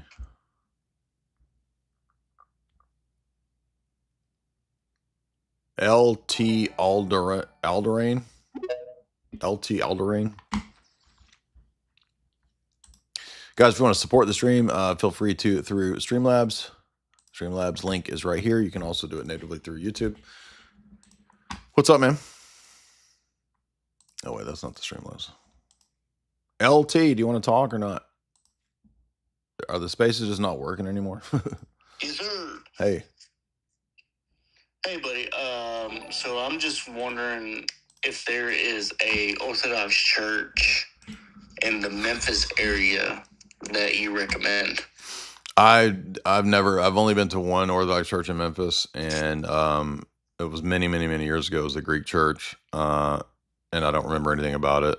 So that was like 2007. But I mean, there is a Antiochian church. I think there is a Rocor church, but I've just never been down that way. I don't typically go down the Memphis way, but I would just check out the ones that are down there. Gary, what's up? Check them all out, dude. Go church shopping. Treat yourself. Gary, unmute. Thank you, sir. Hey. Jay, I'm pretty new to your channel. I'm pretty new to like logic and philosophy. I've been a Christian for 15 years. I just started looking up apologetics. I Google search tag, and obviously you come up on YouTube. So that's how I got turned on to you like a week or two ago. Maybe you have a video would save you time just to direct me that way, but I'm a big advocate of tag, but I don't understand, and maybe you can walk it through me. You don't say it just proves theism, it proves the triune God, but even more, I'm not Orthodox, but you're saying it proves orthodoxy even more specifically. So I'm just wondering, like, yeah, just watch. Explain it to me like I'm appreciate in high that. school, Just how it- try to. Yeah, thank you. There's a video called "Tag the Trinity." Go check that out. Lori, what's up?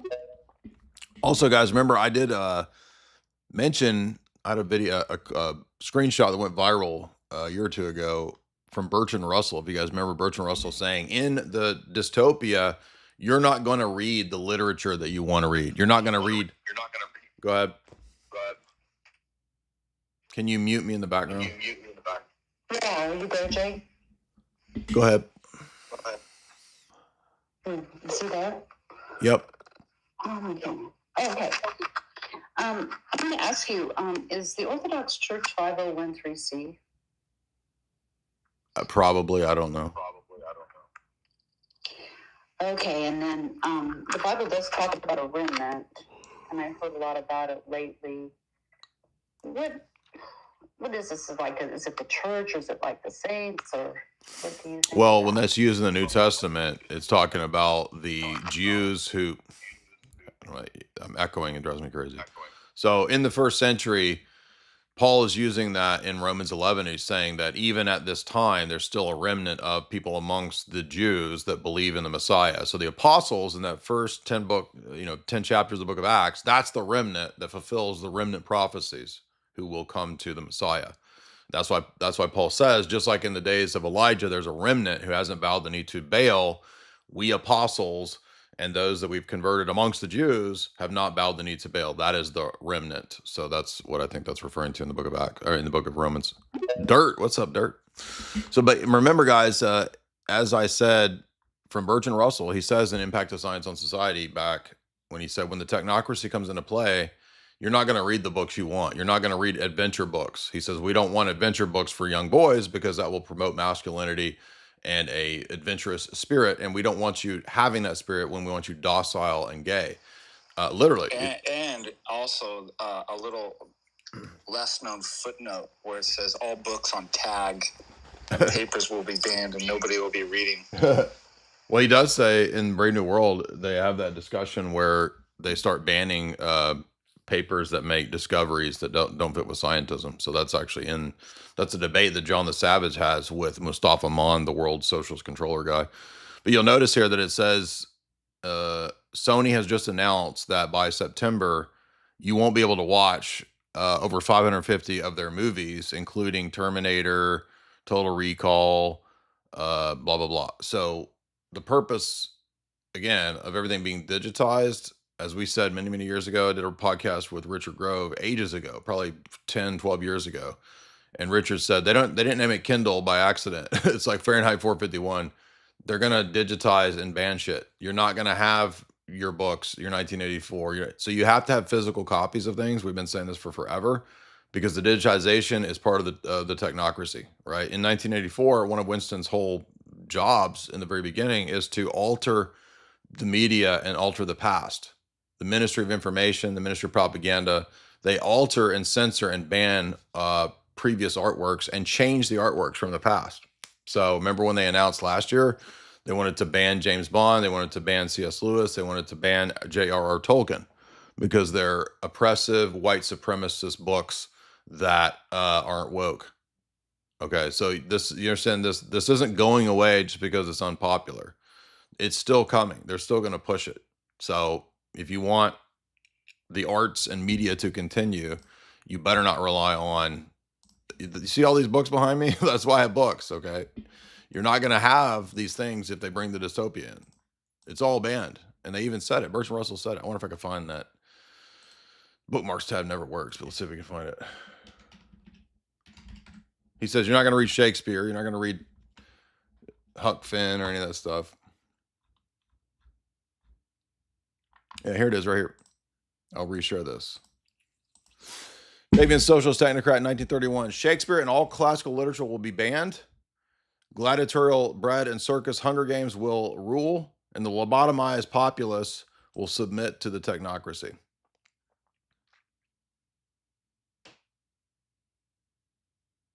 He says there will be a universal retard language. He thinks pidgin will be a good fit. There it is right there. He says you're going to be drugged. You're going to be, what's the Klaus thing? You will own nothing and you'll be happy. You will own nothing and you will be happy. You will share the underwear with your neighbors in a circular underwear economy. Anyway, there you have it right there. Dirt, what's up, man? Did you speak or did you not speak? Try again. Hello? Hey. Can you hear me? Mm-hmm.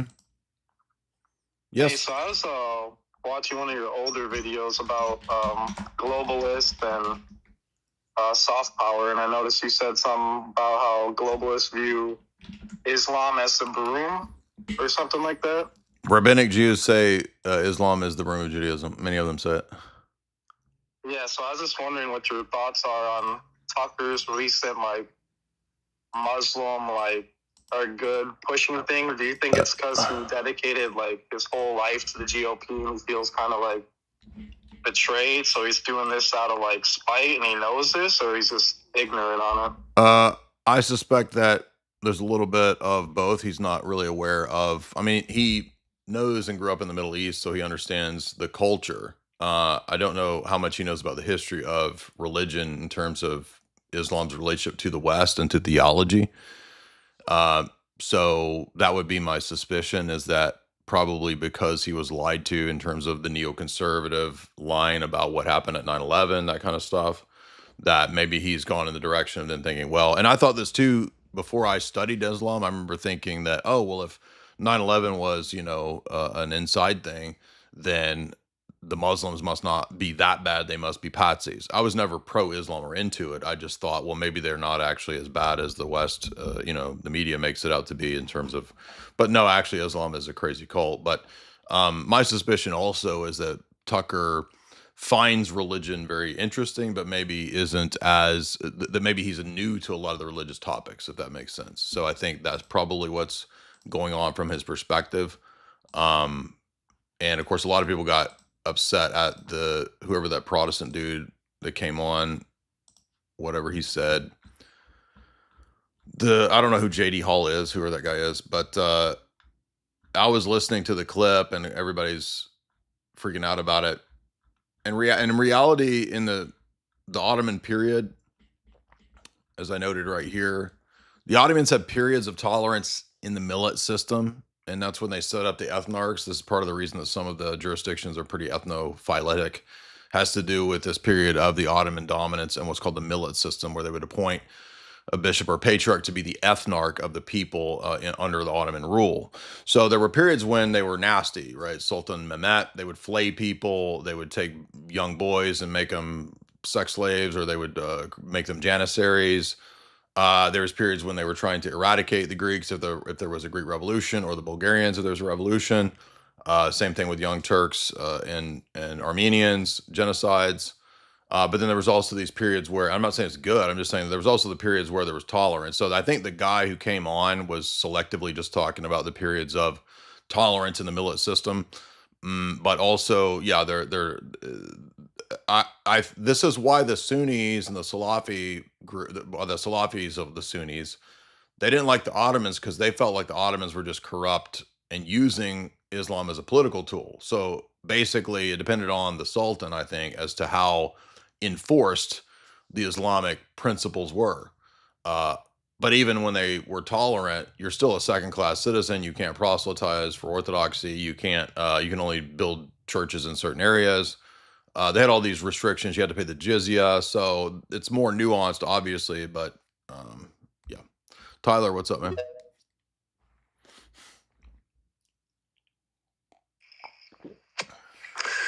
Hi, do you have any recommendations on books about environmentalism or climate change, or have you done any videos covering those topics? I mean, we've covered it from the vantage point of when the global elite talk about it as a engineered crisis to further their agenda. So in terms of austerity, in terms of technocracy, I've talked about it a whole lot. One whole book we did on that was, well, I mean, we did Klaus's Fourth Industrial Revolution, which relates to it, but Fritjof Capra's book, Turning Point, that whole book is a globalist usage of this whole scam. Okay, thank you. Mm-hmm. Yeah, the Turning Point talk is, we did that 4 or 5 years ago. So we also did a talk, by the way, on the Rio summit with Bush and all those people pushing not Larry Summers.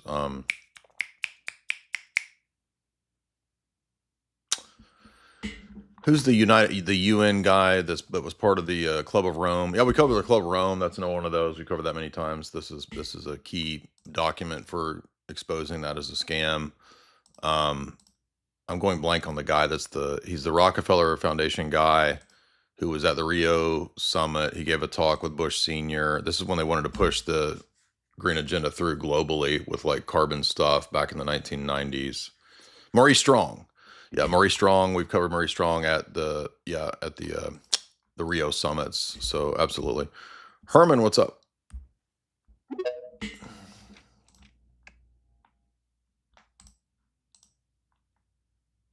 Herman, what's up? Herman Kane, what's up, dude? Yeah, I hear you. Do you have John you just talked about austerity?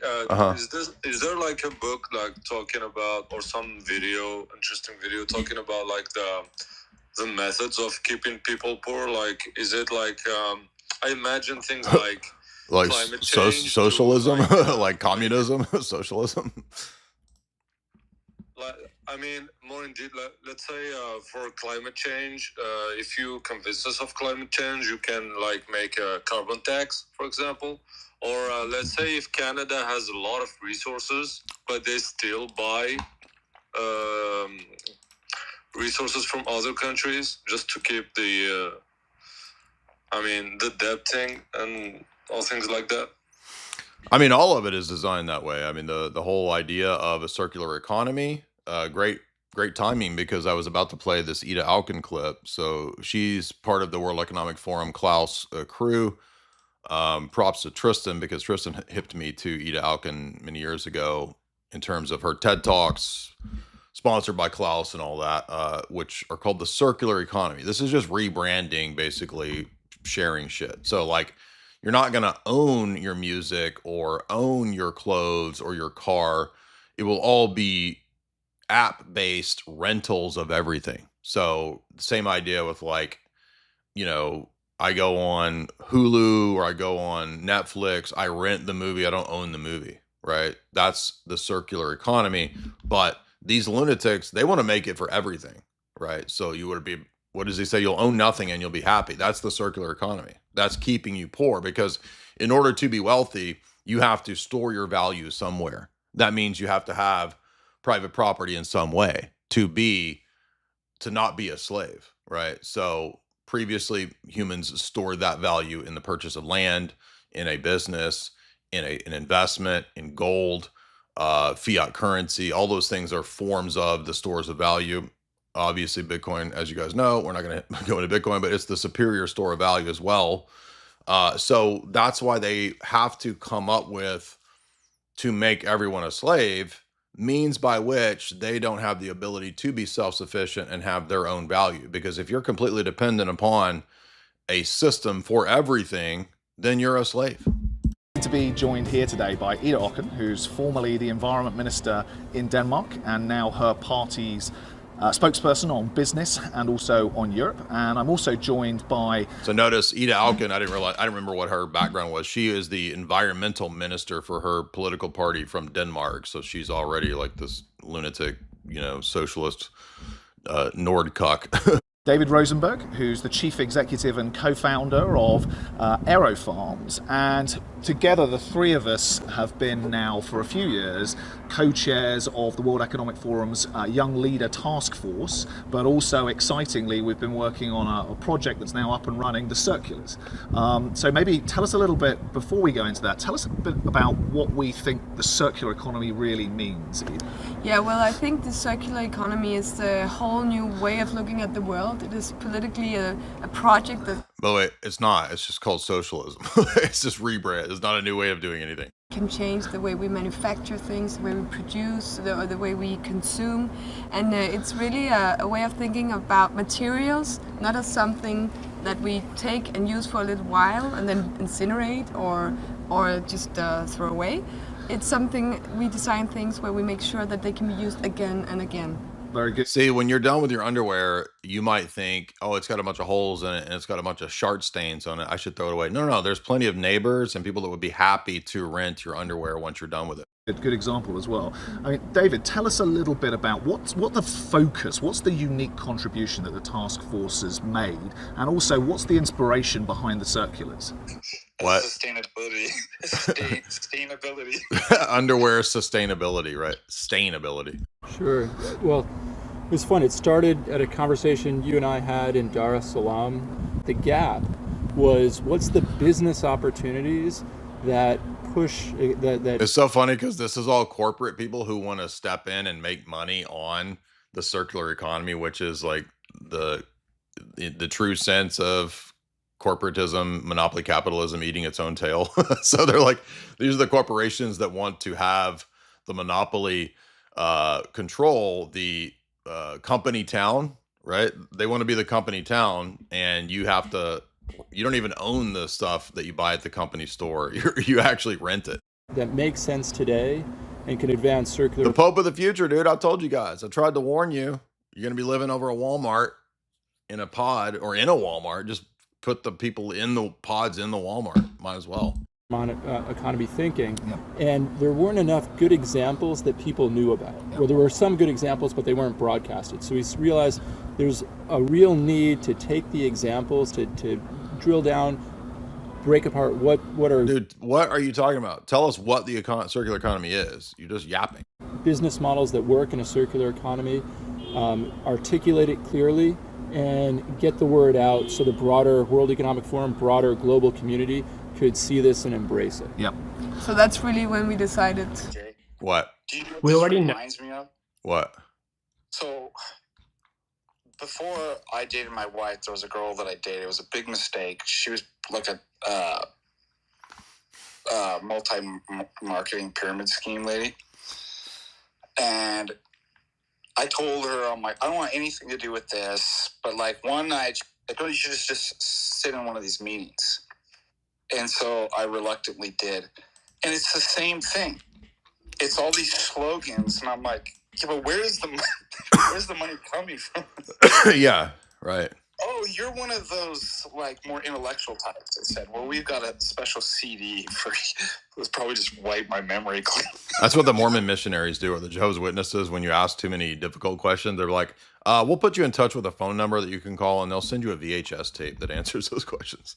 But it was all the same. It was all this just like really nice sound. You want to maximize potential. Yes. And increase circular economic wealth in your heart. Yeah, in your life. In a sustainable environment. Yeah. Unstainable underwear. Like, I'm just like, what are you all talking about? Like, and why is it that everybody's falling for it? I can't believe it. Yeah, it's super vague on purpose, though. But also use your mind. Well, we got a special place for you. Yeah. As businesses, and we are doing everything we can now to challenge those habits and innovate. And when we bring those two things together, then magic happens. Just like the recent example of our new six-pack, where we've invented a way to not use plastic in the handles or in the wrapping around. Come on, Ida. Come on. I want Ida Alkin to tell me what the circular economy is, because they're just yapping and not explaining what this actually is. Barriers to get a society based on circular economy is, of course, the lock-in we have in the current agenda today, or the current society, where we basically take things, use them for a while, and then we burn them, incinerate them. So we have to really say... So because you have trash, you're bad. And trash and recycling is now going to mean recycle your underwear, dude. Let your neighbor wear your underwear. You don't need to have underwear. You really need 20 pairs of underwear in your shelf, in your closet. The whole neighborhood could live very comfortably sharing the same 5 pairs of underwear. We want to eliminate waste. We don't want it as a concept. And every time we see a product, we should think, what is its next life? How do we make sure that these materials stay in loop all the time? We should stop investing in new incinerators. And we should really set criteria. Stop burning the trash because you're hurting Mother Earth. To set, for instance, standards on plastics, on glass, on metals, on the recyclability of these products. Sometimes you also have to deal with the... How did these Nordic people go so crazy? Like, they just went totally insane.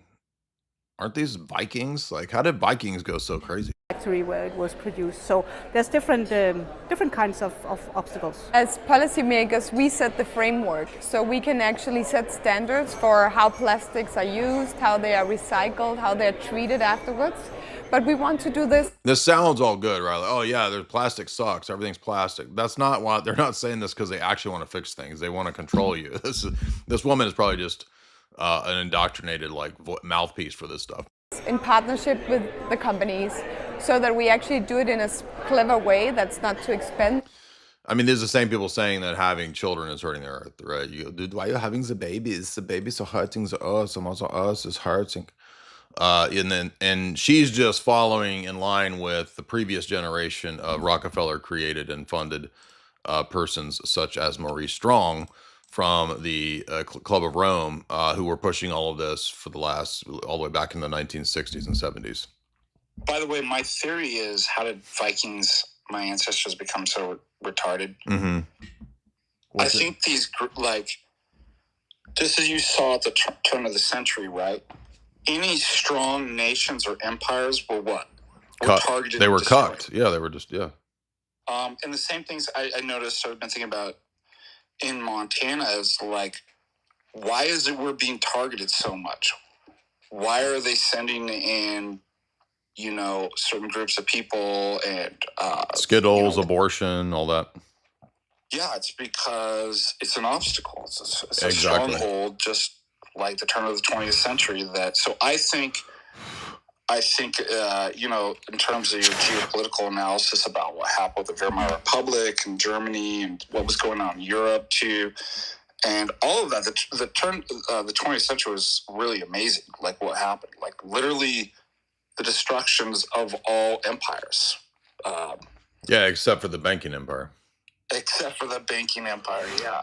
Because somebody asked me like, about the British Empire. I'm like, well, that is the Rothschild banking empire, exactly. That's the Rothschild banking empire. Like, do you see what's going on? So, I certainly think Scandinavia and European countries like Germany and stuff were specifically targeted and made to become cucked and liberal and stupid like this. Soylent Green is made from people. Yeah, exactly. Charlton Heston in Soylent Green. You're gonna, the circular economy is eat your dead relative, dude. Eat grandma. Give me some of that Grammy juice, dude. I'm hungry. Soylent Green is made from granny. And that rewards those companies that invest in a new sustainable future. We also have to see it in the context of actually going from 1.8 billion. Anyway, again, I still can't find Ida Alkin actually explaining what this is, other than that having trash is bad. So, can you not explain? Just why do you do? It's socialism basically. It's like you're not going to own anything. You're going to rent everything with your universal basic income cuck bucks. Hey, do you remember that South Park episode where they turn like circular economy into like the human centipede thing? Where yeah, I have seen that. Yeah, his trash is his food, his excrement, his trash is his food, and they have it recycled. Yes, I love. By the way, when you guys call in, we go into so many crazy directions unless we get the tag questions. But I love it. Like I haven't thought about the green agenda stuff in a good while, but we have to remember, like, when we get super fixated on whatever's the topic of the day, Trump this, Iran that, whatever. Like, I'm not saying you're bad, but we all get sort of fixated and hear the news, but we forget that these agendas don't go away. They'll if they get unpopular, what they do is they'll kind of just back off for a little while, and then they'll come in with a curveball. You know what I mean? We might have there might be a new scamdemic next year, and then Bill Gates is back, and it's time to institute the circular economy. We gotta have nobody having the private properties anymore to get the numbers down. They're gonna come back with a curveball. I guarantee it. This doesn't go away. This is not just because nobody's talking about the green agenda anymore. And the only reason they're not talking about the green agenda is because they need the data centers and the energy for AI. So that's the only reason that we're not hearing about the green stuff right now. But mark my words, it ain't going away. They committed the entire last century to this project. So what they're going to do next is anybody's guess. Everything's pretty crazy right now. I don't even know what to expect. I mean, I didn't expect Trump to, I don't make much of it, but I did not even expect him to say that he regrets some of his Iran's decisions and that he's getting annoyed with Bibi. Even that to me is kind of surprising, but I'm not putting much stock in that as if it means a whole lot. But anyway, great call. Good questions. I'm glad to, well, and the more I think about it, green stuff. There's a great book that Rosa Koire wrote, a good book on the United Nations Green Agenda, Koire. I read her book many years ago. She has a good little readable, 150, 200 page book exposing that. Anything that you read critiquing Maurice Strong or the Green Revolution, I've written essays on that many years ago. All of that stuff is 100% relevant, and it's not going away. It's going to always come back. Stone Escher, what's up? Remember all of those podcasts that Tristan and I did, back in that's all we talked about. We did 20 podcasts just talking about Klaus and Davos and the green agenda and austerity and all this stuff. Remember, because that was part of veganism. Veganism was one of their foot soldier ideologies that they were pushing for so long which totally collapsed. Kind of died down. It totally collapsed. Yeah, they failed with that. Yeah. I mean, they were bringing out James Cameron. Remember, James Cameron made a huge documentary trying to get everybody to be vegan. They had Jay-Z and Beyonce gave out free tickets to their concert if you, quote, promised to become vegan. Remember that? That was crazy. And the whole thing just collapsed. Stone Escher, you want to unmute? Hey, what's up, Jay? Hey. I tried calling in a while back, but I had technical difficulties, so I appreciate you taking my call. Big fan. Anyway, I was just wondering to ask you and Father Ananias. There's all this stuff, coming out about the positive benefits of ibogaine treatment, and like I've taken psychedelics and kind of, back in the day, and then essentially kind of came to the conclusion that, like, I thought maybe it was kind of a portal for demons, or something like that. Anyway, I was just, but all the, like, it does sound legit that ibogaine can, like, cure people of really horrifying conditions like addiction, alcoholism, trauma, and shit like that. I'll let. So I was just wondering what y'all's position. Yeah, I'll let FDA speak to it. I'll give you my opinion on it, but go ahead, Father Deacon. Yeah, I'm suspicious of it, especially ibogaine. Like, is there therapeutic? Yes, but part of the problem too is like the other things in the suggestibility, and so that would have to be something that you have a long conversation with. It'd have to be done under a doctor that you trust and clerical guidance, even if that were the case. Yeah. But like I agree. Yeah. I would say that if there is evidence, and I have seen some evidence that certain hallucinogens can help people in extreme scenarios, I would say that would be the only time when it might be useful. Is like, I had a friend, for example, that was so addicted to alcohol that, he was really close to killing himself, and eventually did kill himself. He drank himself to death. Like, maybe in that case, like emergency scenario, kind of like, I'm not interested in heroin, but like if my leg gets blown off in a civil war, like the Confederate soldiers of the Civil War, yes, please give me some opium or whatever they give the soldiers, right? Like, I'm not interested in it, but in that scenario, please do give it to me. Same type of thing, like maybe in some extreme emergency, but I don't overall think hallucinogens are good. No. But that's my opinion too, so you can disagree with that. Bro, though, what's up? Talk to your local shaman.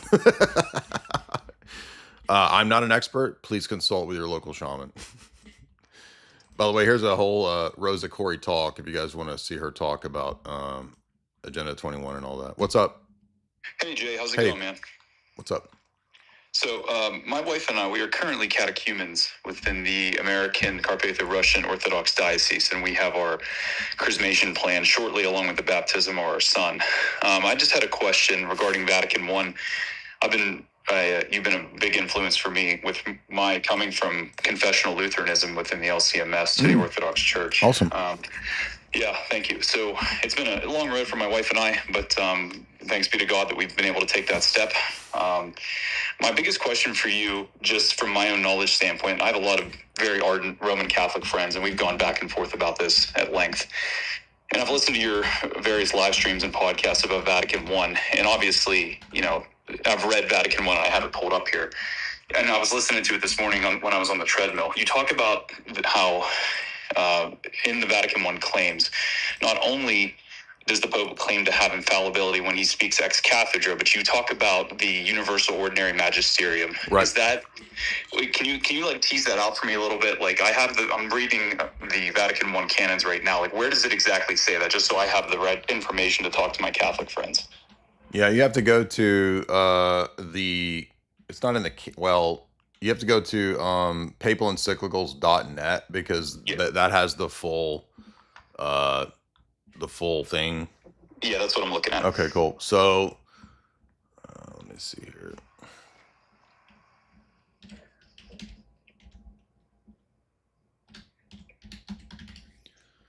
Yeah.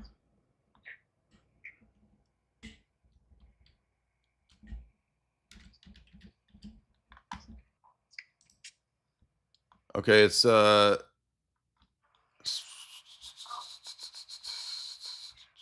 chapter 3.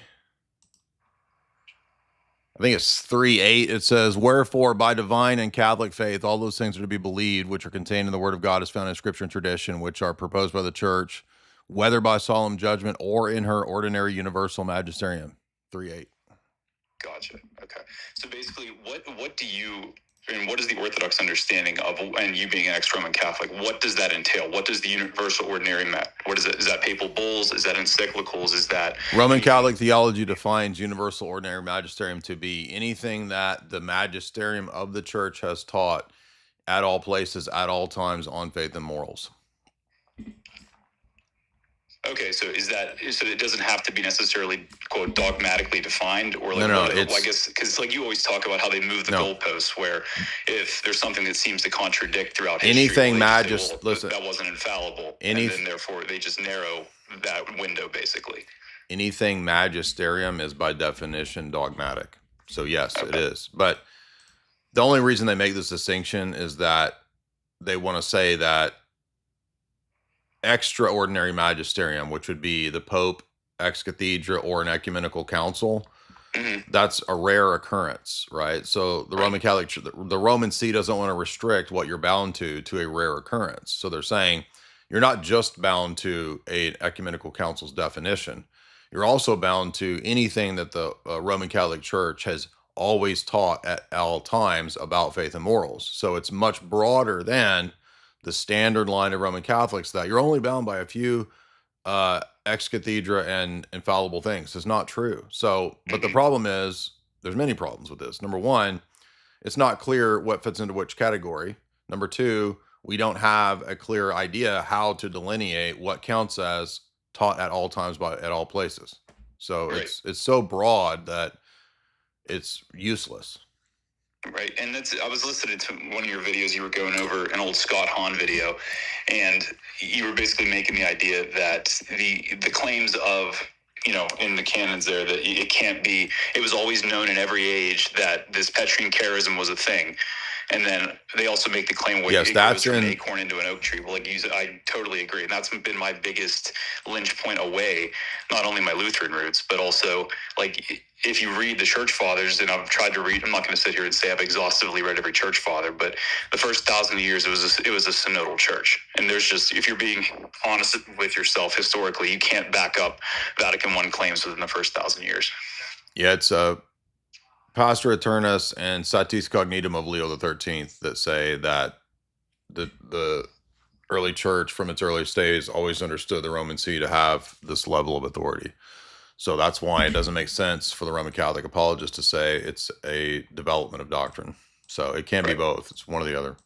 Yeah, exactly. Well, I appreciate that. So just so I understand, so whenever I get into these, debates over beers with my buddies, there is submission of mind, body, and will for the Roman Catholic, not only for extraordinary statements from the Pope, but also universal ordinary magisterium. And so they can't just, wave something away just because they don't like particularly what the Pope says or what that particular teaching is. No, it's even worse. It's even worse. Canon 752 makes it even worse for them. So you're correct in what you said, but that's not all that you're bound to. Canon 752 says even the ordinary fallible teaching. Okay, so this is the third criteria of teaching. You've got extraordinary magisterium, which is ecumenical councils or the Pope ex cathedra. You've got the universal ordinary magisterium, which is infallible, protected by the charism of Peter, which is what we said a minute ago. And you also have the ordinary teaching of the church, which would be your local Roman Catholic bishop when he's teaching, preaching, when he's binding people to some decision locally for the church. You are bound by all three of those things with submission of intellect and will. So this is even more devastating for the Roman Catholic dissenters in the church, because Canon 752 says right here, although not an assent of faith, religious submission of intellect and will must be given to doctrines that the Supreme Pontiff or the College of Bishops declares on faith and morals when they're exercising magisterium, even if it's not definitive and infallible, you see. So even the normative, ordinary teaching is binding, even though Rome is basically saying, yes, it can err, it could be erroneous, you're still bound to submit to it. Yeah, you can disagree with it. You can think, I think the Pope and the bishop, or the bishop this, that. the United States Conference of Catholic Bishops, I think they're wrong on XYZ issue. You cannot publicly oppose it. You can personally disagree, but you must submit with intellect and will. So this basically cancels out everybody in the Roman Catholic Church these days, except for the Pope's plainers. Yeah. Well, thank you. I appreciate that clarification, because that was where I always got hung up. Where the common low tier retort to me as well. It's just the infallible statements, which again have been a handful depending upon who you talk to. Yeah, it's not true. Again, it all comes down to subjective interpretation. Exactly. And by the way, infallible statements are infallible. Yep. And then remember when we asked Trent Horn, what's the epistemic principle to know when it's magisterial and when it's not? He said, well, canon law tells you that when it's manifestly evident. These people are not serious, man. These people are ridiculous. And I know the reason they hate me so much is that I did all these same excuses. I did all of this. I went through the whole wave of, the process where you go from like Scott Hahn all the way over to Mel Gibson, right? I've done the whole process, dude. I know all the excuses. I did them all. And I know why they all don't work too. JG, what's up?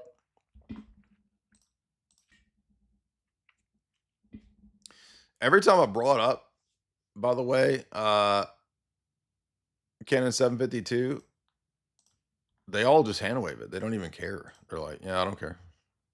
It's like, you don't care about the fact that your normative teaching says you have to submit to the ordinary teaching? No, I don't care. JG, what's up? Yo, can you hear me? Mm-hmm.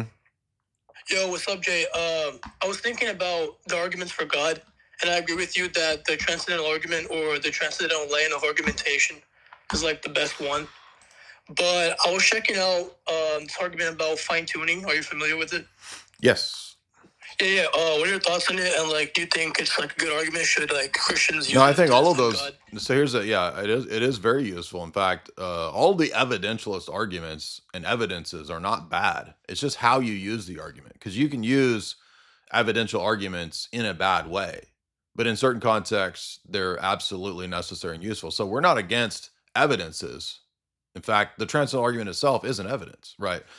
It's rather that sometimes people use evidential arguments in ways that the conclusions are non sequiturs. They don't logically follow from that evidence. So we're not against evidences at all. That's a huge misunderstanding. And just like with the classical arguments, the cosmological argument or the teleological argument or whatever, you can make those in the right way.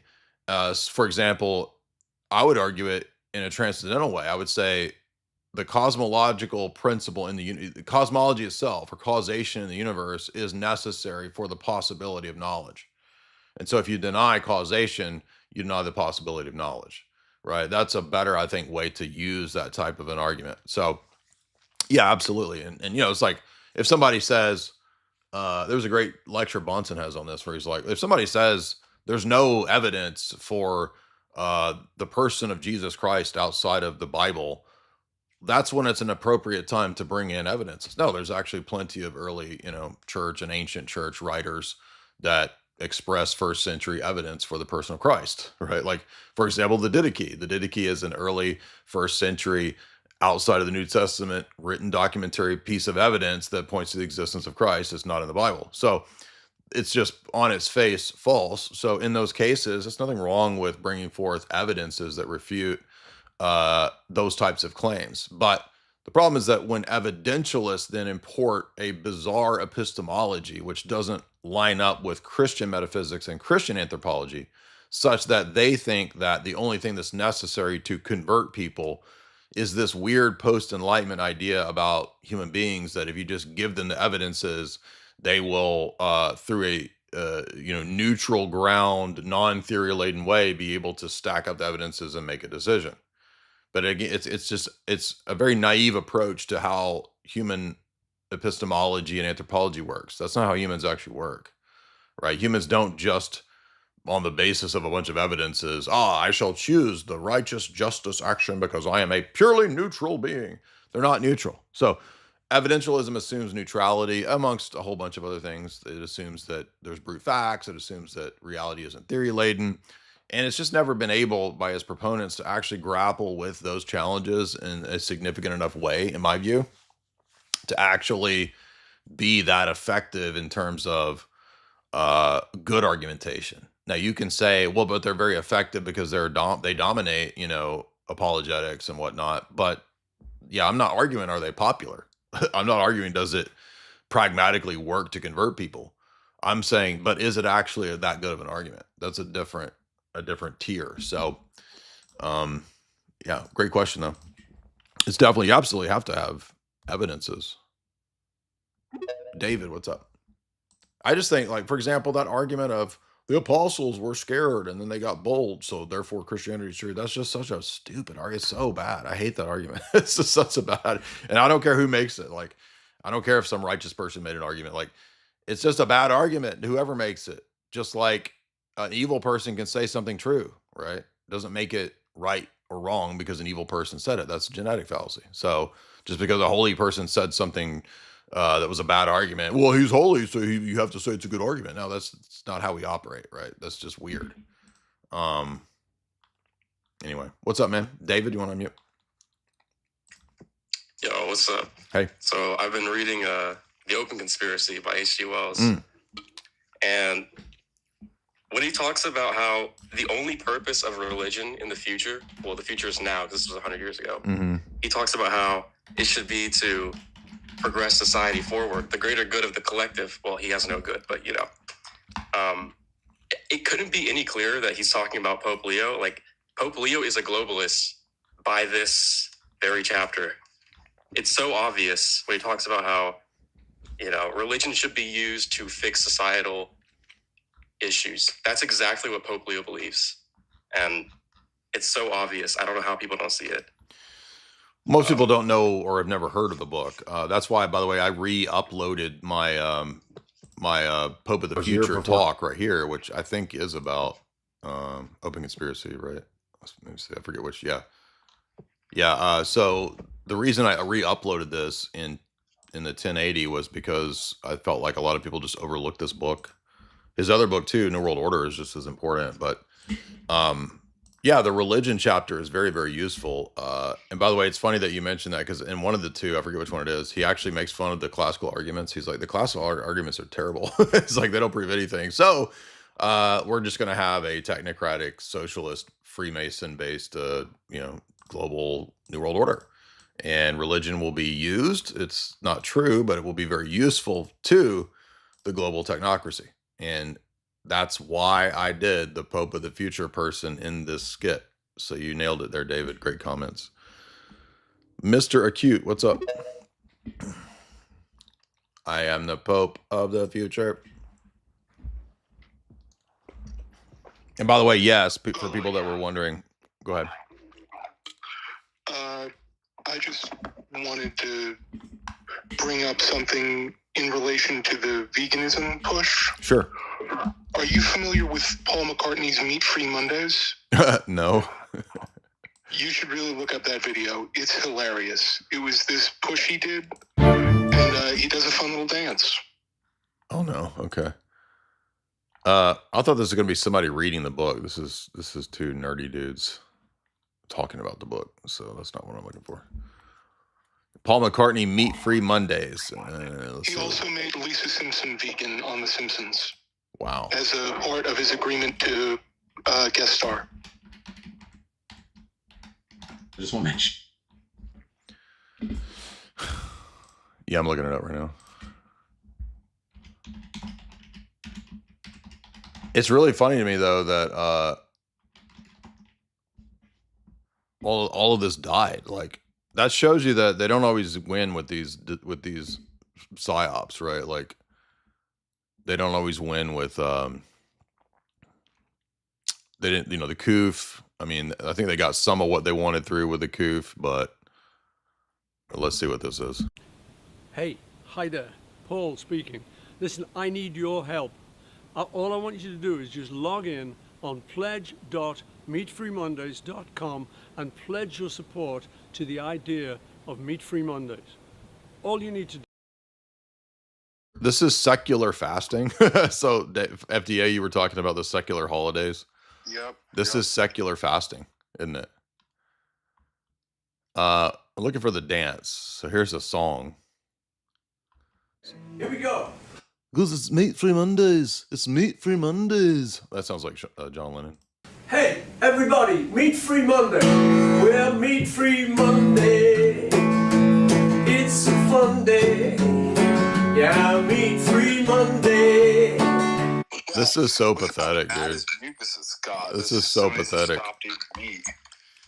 I mean, imagine trying to explain to like your ancestors or like the Vikings or like even people like in the 1800s. Yeah, the British rockers will be propagandists telling everybody to not eat meat. That people would just be like, what? They probably think it's the end of the world, right? They'd be like, okay, you're at the apocalypse for sure. Oh, here's the dance. Here we go.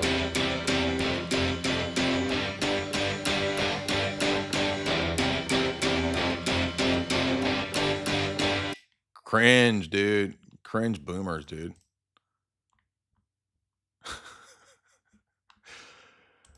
Does he think this is actually going to convince people to maybe it will. I don't know. Maybe like this has 89,000 likes. So it probably did, dude. There's that many normies out here. 89,000 people like this stupid video. This boomer washed up rocker over here dancing like a queer bait. Telling you not to eat meat. And he looks like an AIDS victim, dude. He looks terrible.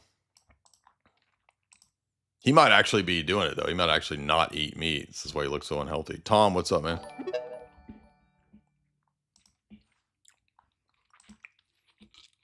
Hey, can you hear me? Uh-huh. Awesome. Hey, just started listening. Really enjoyed the Tragedy and Hope series. My question is, coming as a pretty recent convert of a couple of years, really around the idea of sort of the laity's position in, or place rather, probably the better word, in the church out of the four, orders, let's say. Primarily because I'm a part of a smaller parish in the Southeast, and I've seen this come into my parish where it's sort of being spoken of, about, hey, don't, just as the laity, you shouldn't speak on these things, or debate, or right, and this sort of thing. And I don't do this, right? But I just thought it's been interesting, and it's actually led me to kind of like explore this online discourse. And it's like, what has the historic perspective been around the laity's place and, all of the various heresies that have emerged? I mean, I understand there's fathers who have debated these things, but, All right, well, they're not all clergy, right? So first of all, they're not all clergy, right? A lot of monastics are not clergy either, right? So there have been lay apologists and lay defenders and debaters, and really it's a decision that's made, by clergy typically. So there's no one size fits all answer like, oh, laity can never speak on these issues, or only certain priests can speak on these issues. I mean, it really just depends. And I think a lot of situations, let me give you an example of a recent thing where you can't do a one size fits all. Like people were fussing that, I think at Father Here's church, he had instituted sort of a monastic type setting where the women and the men are kind of separate at church, right? A lot of people online took issue with that because they thought, well, this is like very, monastic. It's not appropriate. Well, that church is actually attached to or close to the monastery. And many churches that are that close to monasteries might do some of these things differently. But a lot of people were mad because they thought, well, it should be a one size fits all situation of, people, men and women shouldn't be separated, blah, blah, blah. Well, there might be, let me give you an example. What if a parish has, say, a consistent problem of dudes getting distracted or women getting distracted by the dudes? And so what if that's instituted for a certain reason of a problem that's happening at that parish, right? That doesn't necessarily mean that, that has to be the norm for the rest of the world. So likewise, if there's a priest who thinks that I've got some very unstable spurgs in my church, I'm not talking about you, but just saying for the sake of argument, I've got 20-year-old dudes that are like online Spurgy addicts. I foresee the danger that they could get obsessed with debating online. I'm going to tell my young dudes at my parish, especially if you're a new convert, it's not really the best idea for you to be debating a lot of this stuff right now online, right? So there's no one size fits all that's going to approach the whole Orthodox world in the same way. And then there's also the added situation of there can be also liberal clergy or boomers who think that somehow debating is inherently bad or evil, as if it's not part of the heritage of the Western civilizational process of how you go about rigorously, defending and engaging with various ideas. That's just part of Western education. It's part of Byzantium. Okay, when modern boomer evangelicals who don't know that or don't think that way just assume that Christianity is being nice and we have to be like the evangelicals around us and we don't do debates. They don't do debates. That's not proper. Again, that's just civilizational, historic ignorance, misunderstanding. So there's a lot of different factors going on in terms of why somebody might say, my young guys don't need to debate versus situations where it's appropriate. Yeah, I appreciate that. And do you detect that it's because of like more of a liberal boomer mindset, or is it because of there might be like unstable people that maybe shouldn't be debating? I think perhaps all of the above, but I think I mean, in your situation. In my situation,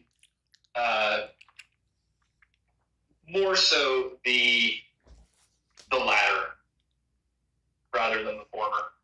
I already forgot which one was which. which one's the latter? The literal boomer one was first. Okay. And then the Spurgy guys that might not be able to handle it, because we've seen in the last 10 years, like the guy that we were covering at the beginning of the episode, right? Like that guy should not have been, doing stuff in the Discord, right?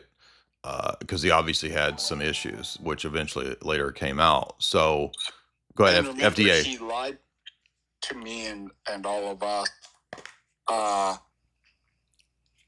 That the chrism oil wasn't even wet on him, and that's one of the things that we see too.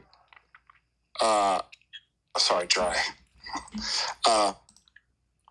Is that these people immediately jump in as inquirers or catechumens and want to start doing this stuff.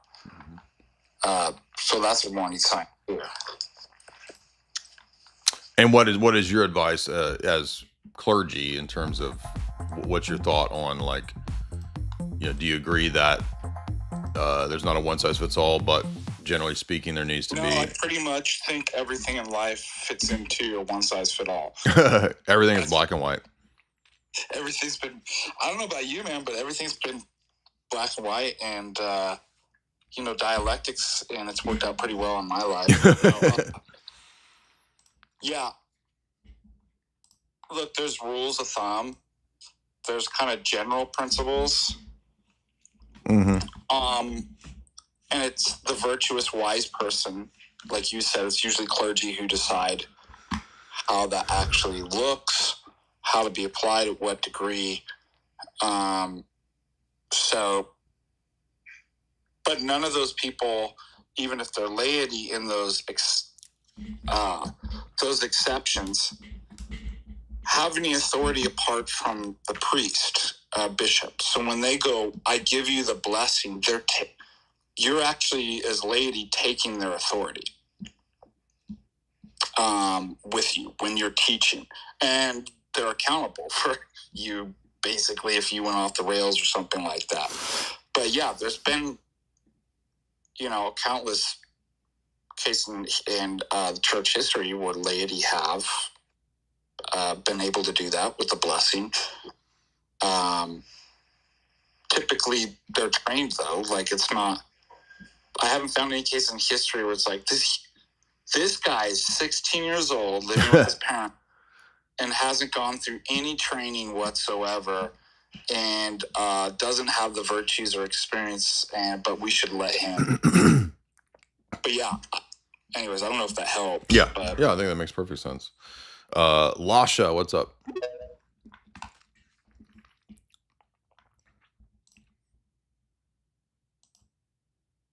People are still debating. What was the podcast that you went on? I'm teaching you guys patience. You're gonna have to wait. He already said it was Geraldo. I already told you guys I went on Maury Povich. Yeah. I did a tour of all of the talk shows in the 90s. I did Ricky Lake, Sally Jesse Raphael, Geraldo, Oprah, Phil Donahue. No, you missed one. Who? Oh my gosh, what was that? Jerry black Springer. dude's name with huge hands. Oh, Montel Williams? No. Arsenio Hall. Arsenio Hall. Arsenio Hall. That's who. Yeah. He was late night though, but maybe he did have a daytime show. I don't remember. Yeah. Did you say Ricky Lake? Yeah, good. Yeah, Ricky Lake. I didn't forget her.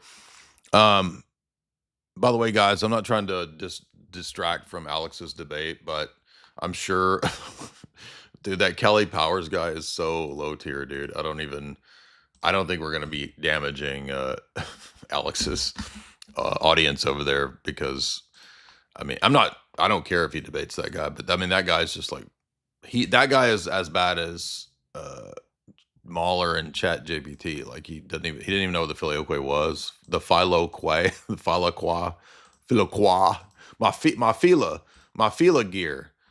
He didn't know what it is. But we might call it to a close here soon because I'm kind of tired from last night's stream. Lasha, what's up? What's on your mind? Good evening, Jay, and good evening, Father Ananias. I'm actually glad you're here, Father Ananias. I have a question about baptism. So I was actually born and baptized when I was very young, but my wife converted recently. I think in like January, like right around our own Christmas. But it wasn't full body immersion, and we just met someone at our church who was kind of inquiring. But they ultimately decided not to stick with our church because they don't do full body immersion for adults. And I just want to get your take on that. Is that something that should be majorly concerning? Because my wife, I don't know. Are you at an Orthodox? Christmated. Are you at an Orthodox church or like Serbians, or like sometimes Serbians will sprinkle people? Yeah, I mean, the bishop determines it. Yeah. So.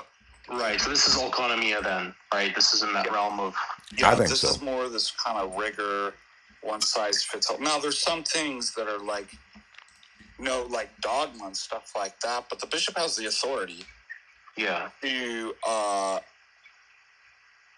as far as practice and administration of the sacraments and how that works. And I was going to mention earlier, Jay, there are concerning things about bishops, what they're doing with liturgies, but at the same time, the bishop has the right and authority to remove stuff out of the liturgy and add stuff. I don't know if that's funny you said that because somebody asked me a question the other day and I was not actually sure what the answer is on that point. Like what's the limits canonically for the liturgy? Yeah, I don't know exactly, but I remember when I first started thinking, when I say for travelers by land, by sea, in the air, for the sick, the suffering, and I'm like, by air, huh? I'm like, so what airlines were they flying in St. John Chrysostom? No, like I know that like on the Sunday of Orthodoxy, like Metropolitan Seraphim Piraeus, he mentions Zionists and Jehovah's Witnesses when he does the anathemas. Yeah, so first of all of your liturgies more than likely are truncated unless your bishop's there. Okay. So they're not hierarchical liturgies. So they're already truncated liturgies. Interesting. The Greeks, and I don't like it, but they have the bishop has the authority to actually do that. Removes what is it? Is it the fervent supplications? Well, when we did our conference, I remember Metropolitan Jonah said something like, "Oh, we won't do that part." I forget what it was. I forget what it was. He has absolute authority to cut and now there's probably dogma like there is. I'm like, you can't be like, we're not saying the creed. Sure, yeah. Like there's certain stuff that seems to be essential. Epiclesis, right? The creed, the Our Father and stuff like that you couldn't. But I was just thinking about that. That's one illustration. And then the addition too. We added airplanes in the liturgy by air. Right. So anyways, yeah, it's the same thing with the baptism and stuff like that. Like I wouldn't worry about it. And it seems to me like it's really, Jay, when you said one size fits all, this is very kind of papist, isn't it? Yeah, it's a trad cat idea about this kind of stuff. Yeah, if I didn't do the incantation exactly correctly. We had a guy we baptized once that, first of all, he was demanding nobody would baptize him because he'd come from Roman Catholicism, and typically a bishop, depending on the bishop and jurisdiction, would say, well, the formula is correct, we'll receive you by chrismation. Well, now he just jumped from parish to parish and priest to priest until he finds somebody to do it. And then he was super spurgy about it. He was like, if all the water doesn't get on every single part of me, then it's not a valid baptism. Now, mind you, he was like 380 pounds, so it was like really difficult. But I remember that was early on. That was like in the first couple of years I was ordained. And I remember thinking about how spurgy that was. I'm like, this guy really thinks like it's magic and it won't work if we don't do it exactly. No, that's the Roman Catholic attitude, exactly. Because if you miss, like, I'm trying to remember that there's a Tridentine Pope, I think it's Pius V. I know Quo Primum is the Latin Mass constitution that he put out. And the reason they did this was because of Protestantism, right? So they were concerned, I'm steel manning the Roman Catholics here. They were concerned because the Reformation was succeeding. And so Trent, right, the Council of Trent is a response by the Papal Church to the Protestant Reformation. So they wanted to try to put these sort of guardrails in to guard against the severe truncating of the liturgies that a lot of the reformers were doing. So Pius V in 1570, and he's the Pope of Trent, he put out the Quo Primum promulgating the Tridentine Liturgy Constitution, and he lists all these things that are perpetually binding. There's another one, though, where he lists all of the things that can invalidate the Mass. I can't remember the name of that document because I haven't thought about this in a long time, but there's one of these documents that's like, it lists all the things, and like, this is where you get the trad cats going crazy, where it's like, oh, did you sneeze during the liturgy? Oh, that's a mortal sin, and you invalidate the whole thing. Like you can't cough during the words of consecration, or else it's a mortal sin. You got to stop it. It's like, it gets crazy, right? So it's like, is God really like this insane like miser or something? It gets crazy. Mom caller, what's on your mind? If there's a former trad cat. Thank you for having me. Go ahead. Hello, everybody. Thank you for having me. Hello. Yeah. What's up? Jay. Hello, everybody. Hey. I'm serving from Kosovo and the PSY, and I heard your conversation earlier about division between men and women in the church. From my personal experience as an Orthodox Christian back home, women know their role, and the church is kind of divided like on right and left. Mm-hmm. Left side is for the women, right side is for the men. Men light the candles on the right side, left side is designated for the females. When it's the liturgy, everybody takes their place. The middle part is always clear because the priest's coming through, right, and doing the ceremony of the liturgy and everything. Sure. But we stand on the right and the left side. And nobody ever, asked that question back home, oh, why are we so divided in that? Everybody knows their role. Yeah. It's just the way it is. This is just... Yeah, it's not a bad idea. I know, I understand the logic of it. I totally appreciate what you're saying. I'm just saying that, a lot of people were weirded out, oh, this is so... It's like, look, maybe there was some issue at that parish where he felt like it was a good, wise decision. We don't know what all was going on there. There might have been... we've had... A lot of churches have had weirdos that show up, and you can't immediately just tell the weirdos, you can't come to church here, right? But maybe it's not a good idea for a weirdo who keeps standing next to, the single girls or something. There could be all kinds of things going on, right? Father Deacon, I'm sure you've seen, issues at your parish where, maybe Father Russell decided, let's just do this to, avoid this problem in the future. Something like that. I don't know. I've never had any problems with people in my parish. You've never had a weirdo. I'm trying to think. Well, you had that girl that would come in the parish in California that was. Oh yeah, California had some interesting episodes. We had like a Satanist break in once and rip up the altar. I'm trying to. Well, I'm just saying. So there might, the priest might say. We've had stuff here. People made death threats. But what I'm saying is, like, maybe Father Russell institutes some protocol so that we don't have those issues in the future, right? Something like that. Yeah. Anyway, Philip, what's up? Yeah, especially in cities. I mean, if you have churches that are in like LA and stuff like that, like there's all kinds of just lunatics and crazy people that will do all kinds. I went to a Roman Catholic church one time, and the priest was saying, "This is back when I was before I was getting into Tradcat stuff, but I was still going to the more normal Novus Ordo parish."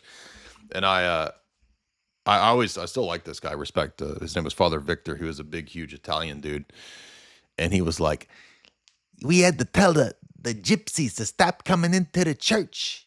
You want to know why?" And I said, "Why, Father Victor?" It was stealing. Because they was having sex in the back of the church.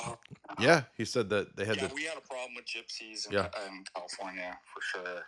But he was saying that not just like they were actually doing it in the narthex during the church.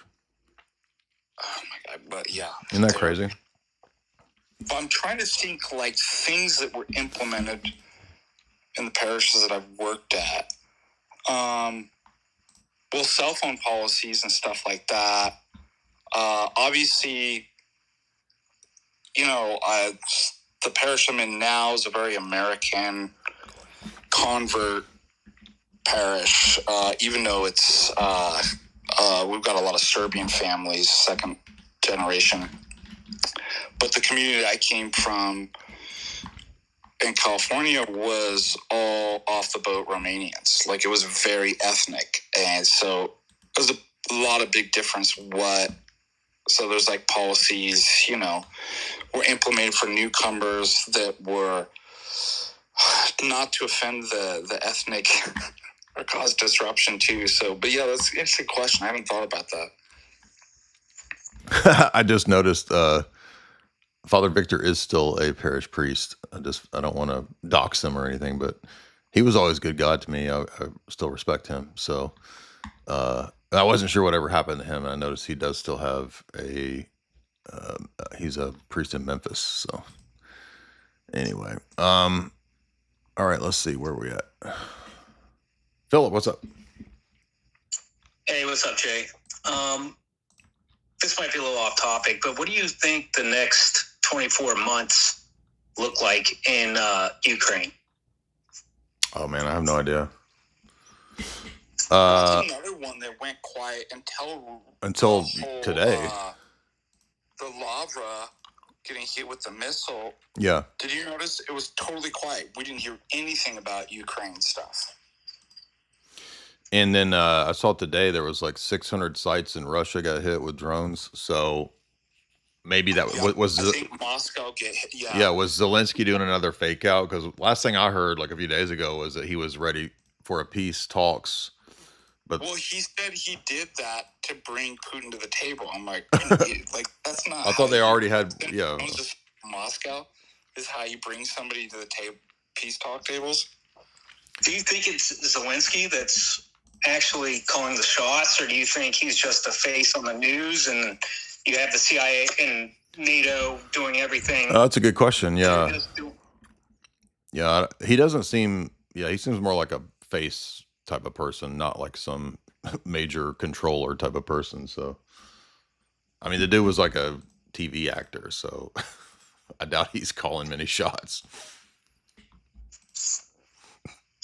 All right, thanks a lot, man. Yeah, I wish I had better answers. I don't know. It's kind of difficult to keep up with everything. Like, I can't keep up with all of the Israel, Iran, Lebanon, and then keep up with Ukraine and. And then what happened to Greenland? Greenland, what? I thought we were on for Greenland, and now. Oh, you mean was that Trump going to put boots on the ground in Greenland? Right? Like, I was like... I'm probably going to take over Greenland, put some boots in the snow. Um, Dostoevsky. Ooh, Jay said he's flexible. Oh, you mean because I stretch my leg out? Well, if I sit in my scissor up throne, I got to stretch my legs. It gets a little painful sitting for so long. I grew up Protestant. I'm still struggling with icons. Interesting. I've talked to quite a few people lately who have said the same types of things. I'm very interested in Orthodoxy, but I'm having a hard time with icons. I still believe that the best pathway into understanding icons is our mini documentary. I keep calling it a mini documentary because to me that's what it is. And some guy was like going off in the comments, some Spurg, he was like, this is technically in no way whatsoever a documentary. And you are lying when you call this a documentary. I'm like, why is it not?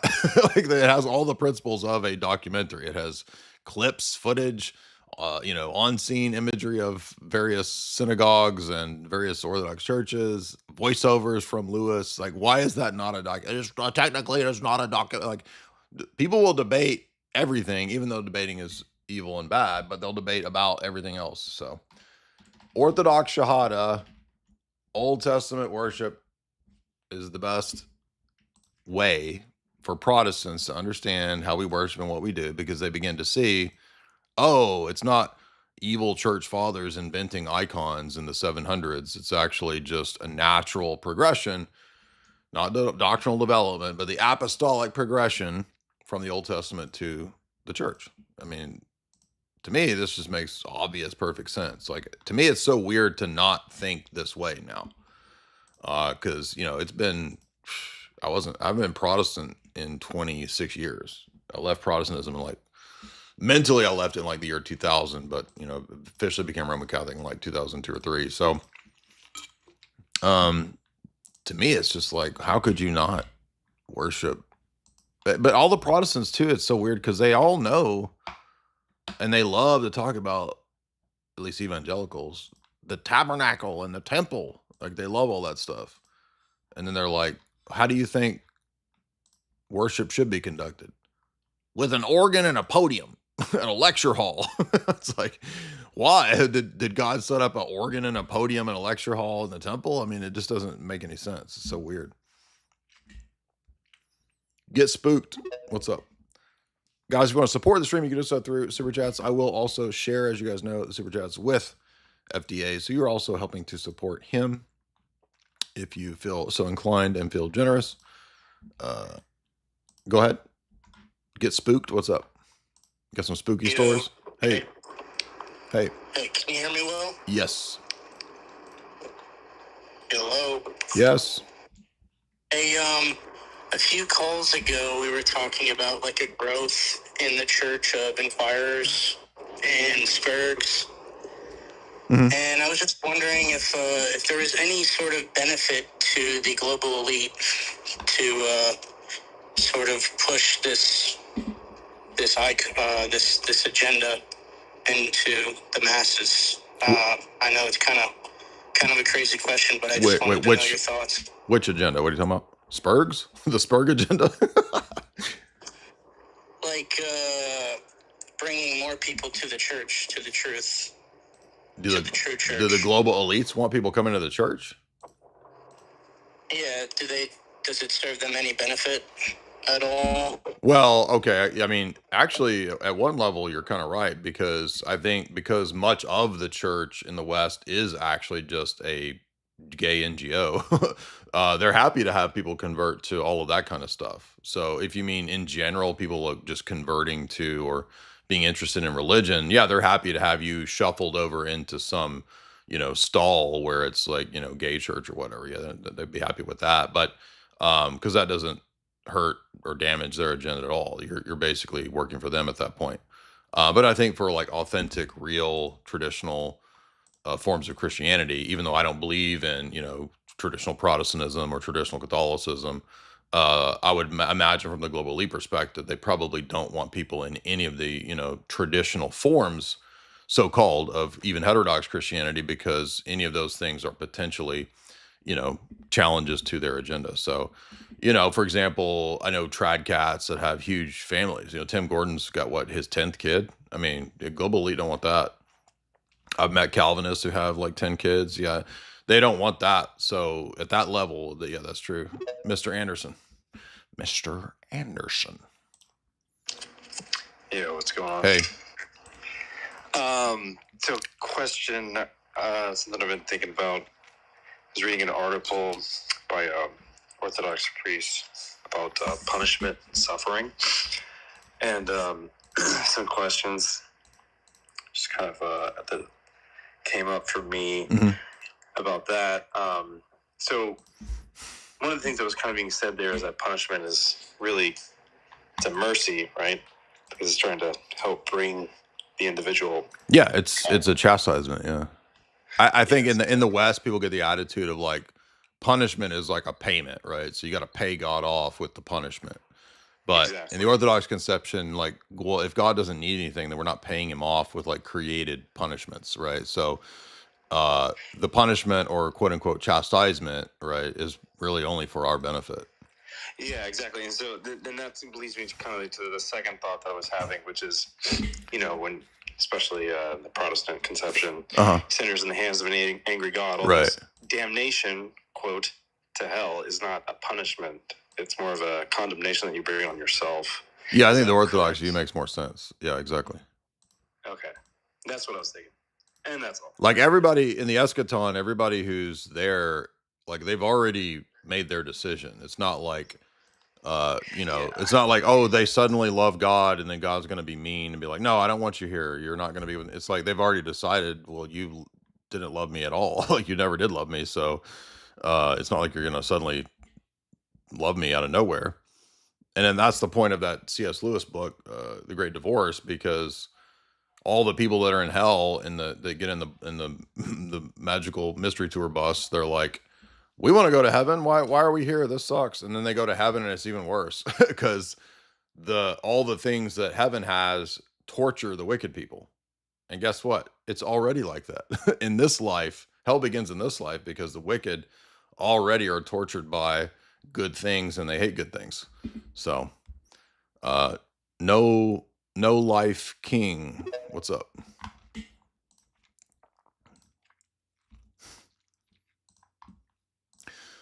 You know what? I need to get this Louis Bouillet liturgy book. I've never bought this book, and I've been meaning to get it for like 30 years. I should get that because I see Lewis is quoting it here. What's up, man? Hey, man. Can you hear me? Mm-hmm. Okay, hey, just first of all, thanks for sort of bringing me on atheism. I'll just keep it quick. Maybe something for FDA also. Sure. So I just finished reading Way of the Pilgrim, the book, and it's pretty inspiring, but, the whole thing is based around the Philokalia, and I didn't notice you had many videos about it, so I was kind of wondering, for FDA or for you, is there, what kind of risk is there for sort of jumping in over ambitiously, like into some kind of a book like that? Because I feel like you could get delusional. Exactly. That's exactly why I don't usually talk about that stuff because that's more advanced type stuff. Yeah. No, I mean, I don't know. It's just really inspiring. I mean, it's the same principle. Yeah, I'm not saying you can't. I don't know your scenario, and that would be something that, you and your spiritual father work out. But like, that's also why, like monastic literature, it's not the best thing to give to a lay person or a new convert, and even many elders and saints even say that, like, you don't give all the monastic stuff to the new convert. Like, and ROCOR even has like policies where, converts and laity don't typically confess at the monastery. It's not that it can never happen. It's just not the best setup because monastics are not going to give good advice for married people typically. Yeah, no, that makes sense. Okay. Well, thanks a lot. Yeah, no, but I mean, did you want to ask FDA something? Well, no, I mean, I guess it was just going to be the same question, but I didn't know if FDA would have a different perspective on it. I guess that sort of covers it, but well, he has a lot more wisdom and like a experience on these topics than I do. So FDA, are you there? What was the question again? Are things like the Philokalia or like monastic literature, what might be the reasons why it's not wise for like a new convert or an inquirer to necessarily jump directly into that? Yeah, they are advanced too. Well, think about this too.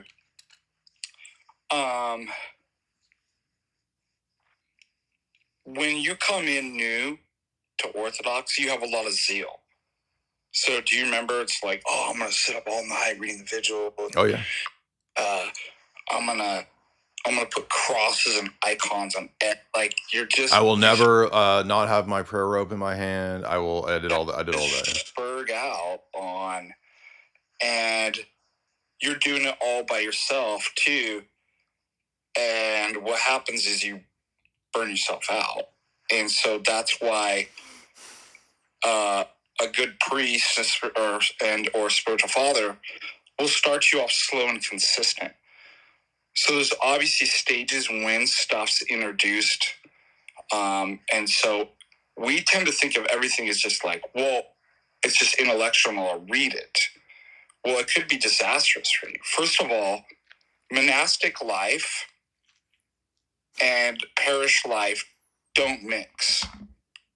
When parish life goes into monastic life, it destroys the monastic life. And when monastic life comes into the parish life, which has happened, like you talked to Metropolitan Jonah. Yeah. Like all this, the weird kind of like sex fasting and all that, remember all that weird stuff that's, yeah, well, there were some cases where there was marriages that had problems and then the marriages ended because the people felt like going to the normal priest wasn't good enough and they had to confess the monastery and so it's like people that are married are wanting to pretend that this is a tendency I've seen into like individual parishes over time, like in times too, like those kind of weird monastics, like it's not weird by monastic standards, but those kind of standards, monastic standards in parish life that could totally destroy a family or an individual. Anyways, and again, like people, some monastics you do get a blessing to confess to, and sometimes it's fine. Sometimes you get this crazy penance, right? I typically don't think you should ever if you have a parish that you're going, I think you should keep those lives separate. Like occasionally you visit, but that's a different life. It's a blessed life, just as equally blessed. But for people, they see everybody operates in terms of aesthetics. Yeah. And never logic, right? This is what politics. Nobody asks somebody like a question about what this means. They don't know. But politics has an aesthetic: left, right, liberal, Democrat. Are you saying asceticism or aesthetics like art? Aesthetic, the look of something. Yes, the look, yeah. And so people see that with orthodoxy. The look is exemplified in monasticism. Mm-hmm.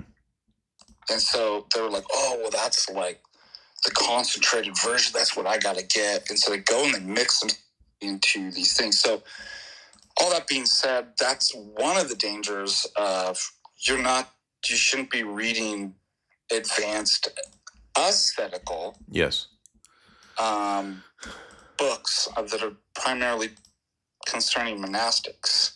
Same with like canon law, right? Like, oh, I'm going to read all of the Rudder because I just converted and I will tell everybody what the canons are. And number two, monastics are under obedience. Yeah. You're not. So it's a very, very different life. And you can get really messed up if you mix those lives together. There was a certain person who recently invited me on an interview.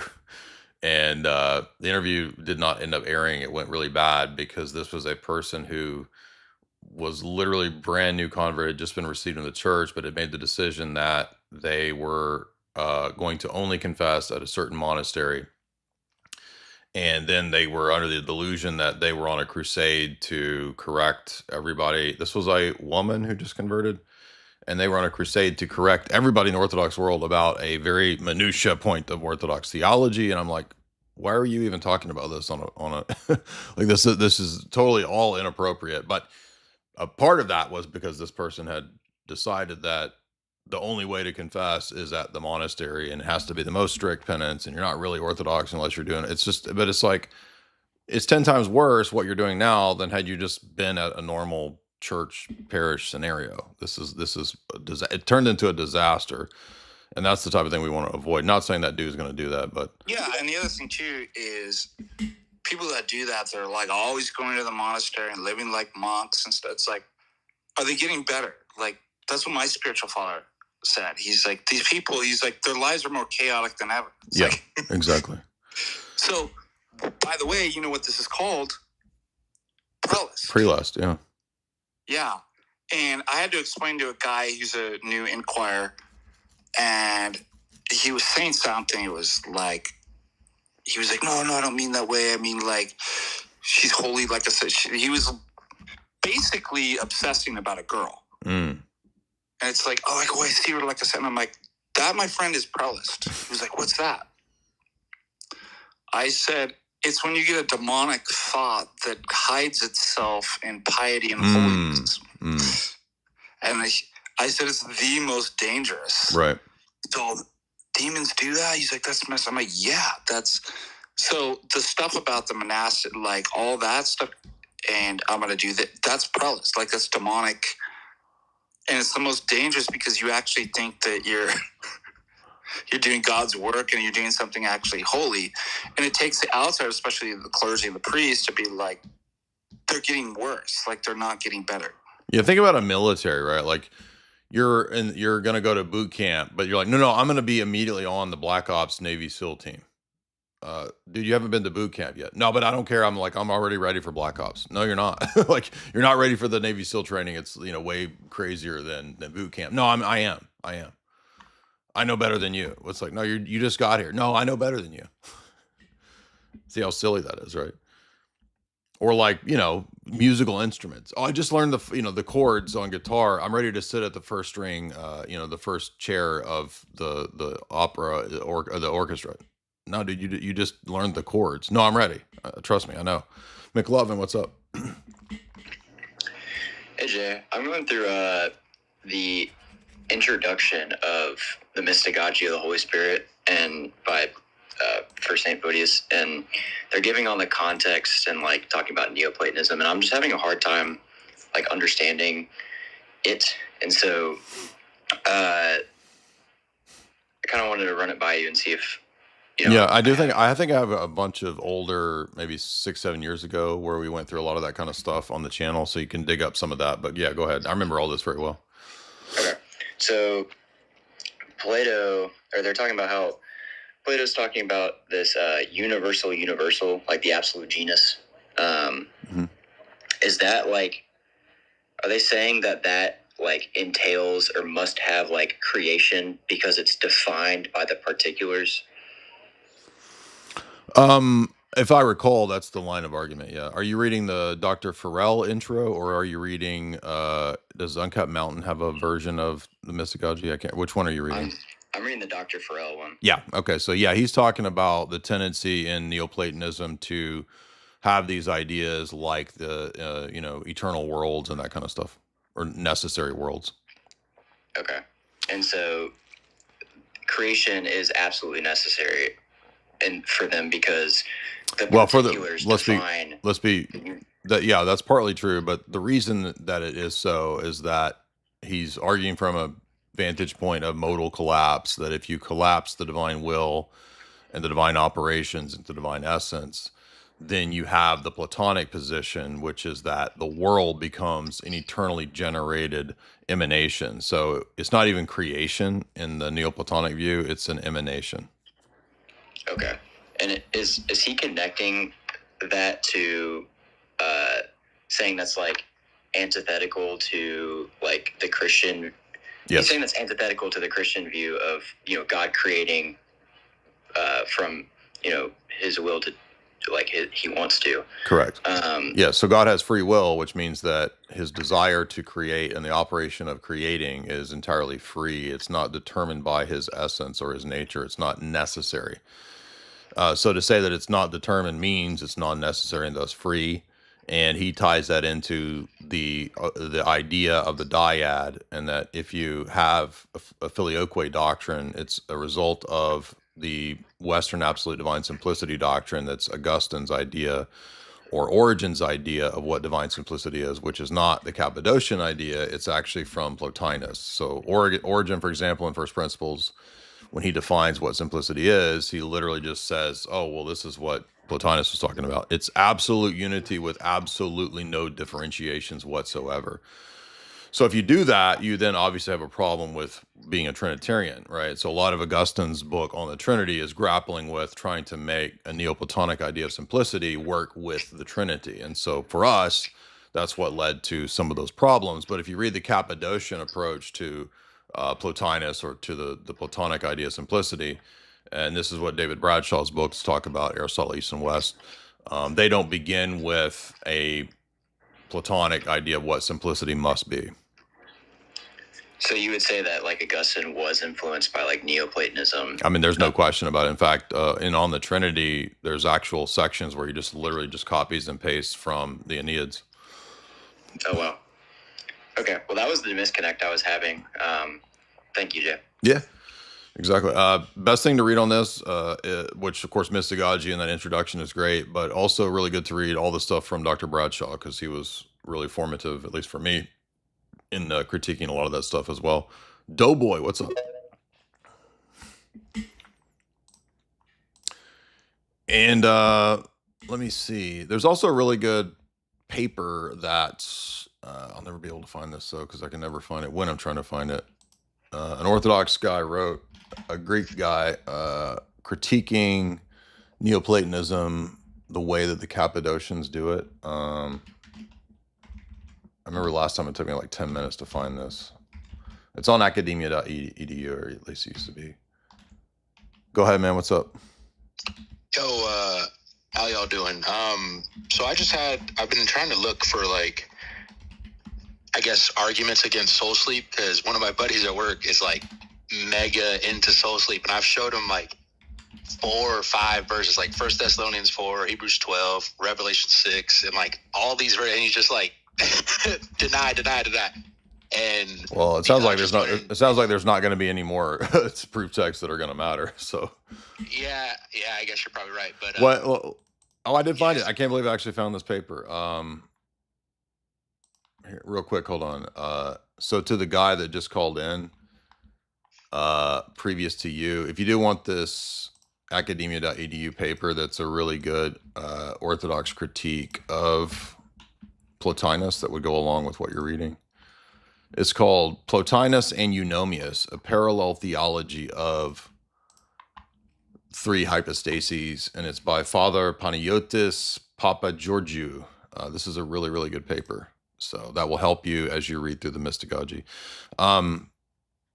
Yeah, I mean, I would like, is he a Seventh-day Adventist, or like where's he coming from? Seventh-day Adventist. I mean, he's not. He's like, he's kind of like Just doing his own thing. Yeah, exactly. Like just him and Jesus type of deal. He's like big into the conspiracy theories. You don't really trust. Like, yeah, I would go more, precept level stuff, or canon of scripture level stuff, because like. And there's also philosophical arguments too.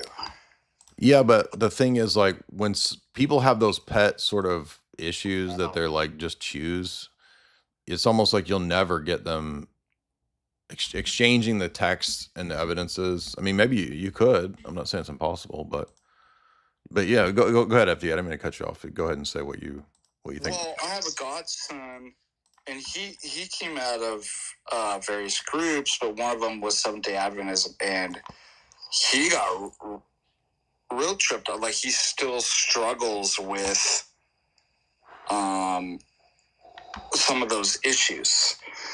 And I did make an argument. I'm like, well, think about this. Even the pagan Greeks knew. Yeah, Aristotle. Plato has good arguments for. Yeah. And so, what's these people's excuse about slow? It's like, if the pagan Greeks got so much, at least they got that right. Right. Back on and be like, what's the matter with you? Like, why would you think something so stupid? Yeah, it's just such a weird view. Like, I remember, it's been a long time since I've argued with an SDA person on this or anything like. But like, they usually just say stuff like, "Well, Jesus says he didn't die, but he is asleep," and I'm like, that's just a way to speak of the fact that we don't believe that people are, quote, dead. They're still alive to God. Well, how could they be alive to God? I mean, look, here you go. Revelation 5-9, right? The saints are in heaven praying, so they're not asleep. There you go. Yeah, there's other verses too. One of the other things too is they believe, so remember in my catechesis and other lectures where I've talked about soul and spirit. Now it's kind of difficult in scripture because sometimes spirit just means soul. Right. But then that in other places where St. Paul says, and my soul and spirit, like obviously you just be redundant. So there he means something different. In other places it means yeah, but those who have received the Holy Spirit, right? Yeah, So but Father Deacon, you don't understand. You don't understand because as people are saying in the chat, the people at the heavenly liturgy in the book of Revelation, the saints that have been martyred, they're actually asleep at the heavenly liturgy. Oh, okay. That's a good one. But anyways, he was taught that spirit, pneuma, like breath, Yeah. from God, like when you die, it goes back to God. So Oh, I remember. Yeah, we had a guy that believed that one time when he called in. Yeah. and I'm like, so, well, what is that? So you're blurring the distinction. So yeah, now you're uncreated. Like you go. You merge. Like so now we're like Buddhists or something. Like Yeah, right. Exactly. Buddhists are like, well, this is a weird. No, he enlivens us through it, but obviously we're distinct from the uncreated. And so where does that spirit? Yes, when it says it goes back to God, it doesn't go into a substance, and they were interpreting it that. And so there would be like a loss of consciousness or a loss of identity or some until God reconstituted you. So I don't know if any of those assumptions are in with your friend, but it is a bizarro thing. I just make fun of them, to be honest. Yeah, there you go. That's much more effective. Yeah, it's much easier to do. Just be like, hey, even the stupid Greek pagan philosophers got right. What's your problem? Hey, bud. What's your problem, bud? Well, I got a bunch. By the way, you guys were actually very generous over here on Streamlabs. I didn't realize there was all these super chats over here. Let's read some of these because there's a bunch. Miraculous Neckbone, $20. Yo, Orthodox liturgy, please articulate an argument why we should embrace what others call the vain repetitions. Why do we say Lord have mercy so much? That might come across to newcomers or inquirers as mindless, like my wife. Well, it's not don't be repetitious. It's not vain repetition. So even in scripture, if you read, it's the Protestant canon. What is it? Psalm 119. Where it's the Protestant book, the Protestant one. It's the Protestant canon numbering of Psalm 119. It might be 18, and I forget what it is in the Orthodox Bible. But in that, did you notice that like it constantly repeats? It's one of the longest psalms, if not the longest, and it has all these repetitions, right? So obviously, the scriptures aren't saying that you can't repeat. It's vain repetition, meaning repeating something that you don't even care about your heart. By the way, I just thought about a counter argument against that undercuts their own argument. What? Well, if that's what it means, you better stop reading scripture over and over again. Oh, yeah, good point. That's obviously vain repetition that Paul's warning against. Right. You read it once or twice. If it's God's words, brother, that's all you need. What is God's word not sufficient? Do you have to do works-based reading? Is God's think about all the stuff we can just throw right back on. Was Christ's work not sufficient? Why do you have to read the Bible? Isn't what Christ did sufficient? Yeah, I'm looking at Psalm 119. It's like very repetitive. There's a lot of the same refrains over and over and over. It's like, oh, there we go. The Bible itself is using vain repetitions.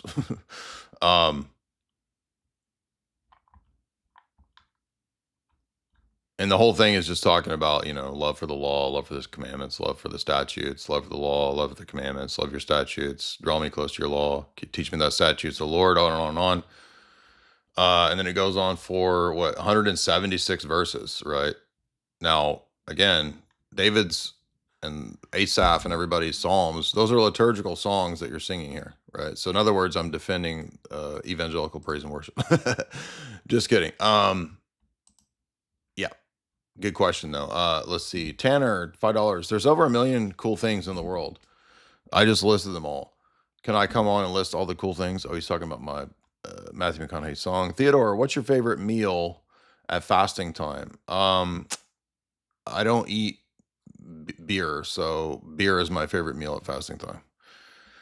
He's not heavy, he's my bra. What do you make about John Allegro? And he says that the sacred mushroom is actually the cross. It's totally retarded. And by the way, that guy was like laughed out of academia, so that's just like psycho, not internet DMT bro stuff. What is it? What's his face? Remember that guy you debated with Kotel? The mushroom is the cross. What's Well, that's Terrence McKenna, but remember that guy that you and Kotel debated for like an hour? That so, dude, like I don't see why like the Eucharist can't just be like the shroom or whatever, dude. best argument against psychedelics? I don't know if you noticed on this like Twitter, right? The whole weed culture and just watching these people. Remember the one going around with girls like doing a dab rig through her nose, and her boyfriend's got. I did see that video, yeah. And I was like, this is the best anti-weed commercials ever. Can you imagine these people make their entire identity on using substances that make them retarded? It's amazing. Like, and then they publicly are proud of it. And I'm just like, what was I thinking when I was a kid? You've seen the meme running around when I used to smell weed when I was in high school, and it has Matthew McConaughey and what it's like now. And it's got the guy from Inglourious Bastards. No, I didn't see that, but I have seen the McConaughey one. It'd be like cooler if you did. Y'all got any weed? Be like cooler if you did. Goatmeister, $3. I don't want to sound like a millennial man-child. Did you see that David Wood got cucked? Or you know what? No, Woody, not David Wood. Oh, wait, that was yesterday's. Never mind. Miraculous. No, we did that. Abstract. Yesterday, I got a fan of his, I guess you mean David Wood, to admit that he thinks that everybody in the Orthodox world are KGB assets. I mean, they're dumb, dude. Of course. D. Jules, $10. It would be interesting to see how many Protestant persecution videos David Wood made before the Ortho Bro dilemma. Yeah, which is absolutely probably zero. Let's Talk God, $5. Oh, this is back. These are super chats back when we did the David Wood video. The question is, if Ukraine is 1% Protestant, why are there Protestant churches over 33% more than the churches in Ukraine? Interesting. JB, $5. David Wood's video was so restarted that I didn't even know what to do. Matt Ortholad, $5. Would you even be convinced if you just looked at David Wood's face? Just look at David Wood. Why would you convert to that religion? That's the argument against David Wood. Alpha Wolf, $5. Do not send me to the gulag, please, David Wood. Isaiah, $5. We was spies and shit. Rui, $10. Jay, you just got exposed. This is like your 1,000th time getting exposed. Yep. It's funny that he thinks that that would work. Maybe it does work for his audience. It's just like, dude, this has been, I've been called KGB spy ever since I did the interview with Dugan. And all I did was just reach out and say on Facebook, would you like to do an interview sometime? Because I'd read one of his books. And he had a new book out, and so he was willing to do it. And we had a 1-hour interview about Western liberalism and, you know, his philosophy and all that. And after the interview, I noted in subsequent interviews and talks, like, it was an interesting discussion. I appreciated his critiques of, you know, evolution and the way it underlies Western philosophy. And I said, but I don't agree with all the points. He has, you know, sort of some of the Gnostic ideas that I disagree with. And it doesn't matter. Like, it never mattered that for 1,000 times I clarified that I found some of his ideas convincing and other ideas not convincing. I was forever KGB because I simply did an interview with Dugan, but that's how low tier a lot of this stuff is and always has been. And they're always just going to rely on, people just assuming that and knowing that people are never going to actually read these books, and they don't care that you specify that you don't agree with all Dugan's points. It's like they don't care. They just want some clippable, dirt to say that you're a Russian agent. Snakefoot, $4. In the Scott Horton book called Provoked, he actually spends 700 pages on the Ukraine war. It's really good. Yeah, okay. I would definitely be interested in that. I didn't know that's what that was. I'll get that. Kenner says for $5, when Jesus quotes the Old Testament, why is it the Septuagint? Because the apostles and the disciples wrote the Gospels, and they were using the Septuagint. So that's why. Which includes the Deuterocanon, by the way.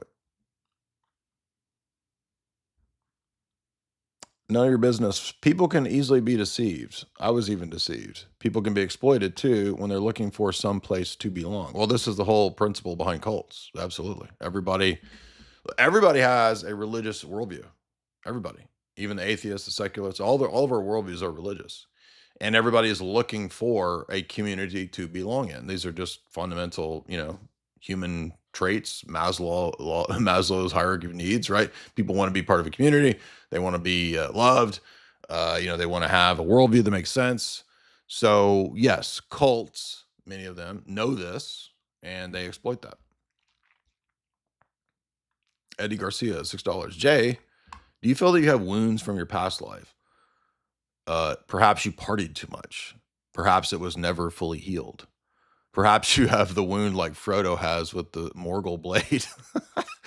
I mean, everybody has wounds. And I would say I was kind of a party person, but I wasn't like a super extreme party person. I had just like a few years of kind of being wild in high school, and then kind of phases in my 20s where I would party some. But it wasn't like extreme.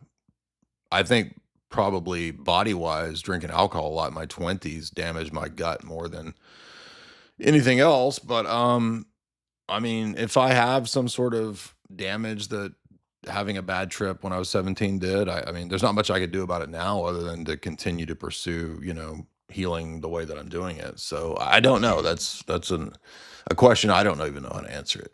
Hopefully I'm not irreparably damaged. In the fifth, $5. Jay, always be patience maxing. I'm trying, dude. I'm trying. Well, you notice we had no heated, angry debates today, right? There wasn't any of that. And by the way, the people that are always mad, they don't ever give you credit on the days where you didn't get mad or you didn't lose your patience. Hey, look, today, thank God, by God's grace, we had no angry, horrible exchanges. But they'll never talk about that. They'll only talk about the one time, in 1,000 podcasts where you lost your temper and said somebody was a retard. Angry Norris, you underline the books too much. No, I disagree. It helps me remember. Dire Unfiltered, $10. Why are you acting like we aren't Russian spies? Can you explain tag to Trinity, please? No, he's joking. Yeah, what if we should just, I was actually going to put myself in the KGB uniform on the thumbnail today. I'm going to go ahead and do that. I'm going to make a new thumbnail and I'll make me as KGB again. So, what is your theory why people always ask those questions? Like, can you discuss PSA? Can you explain tag? Why do those come up so much?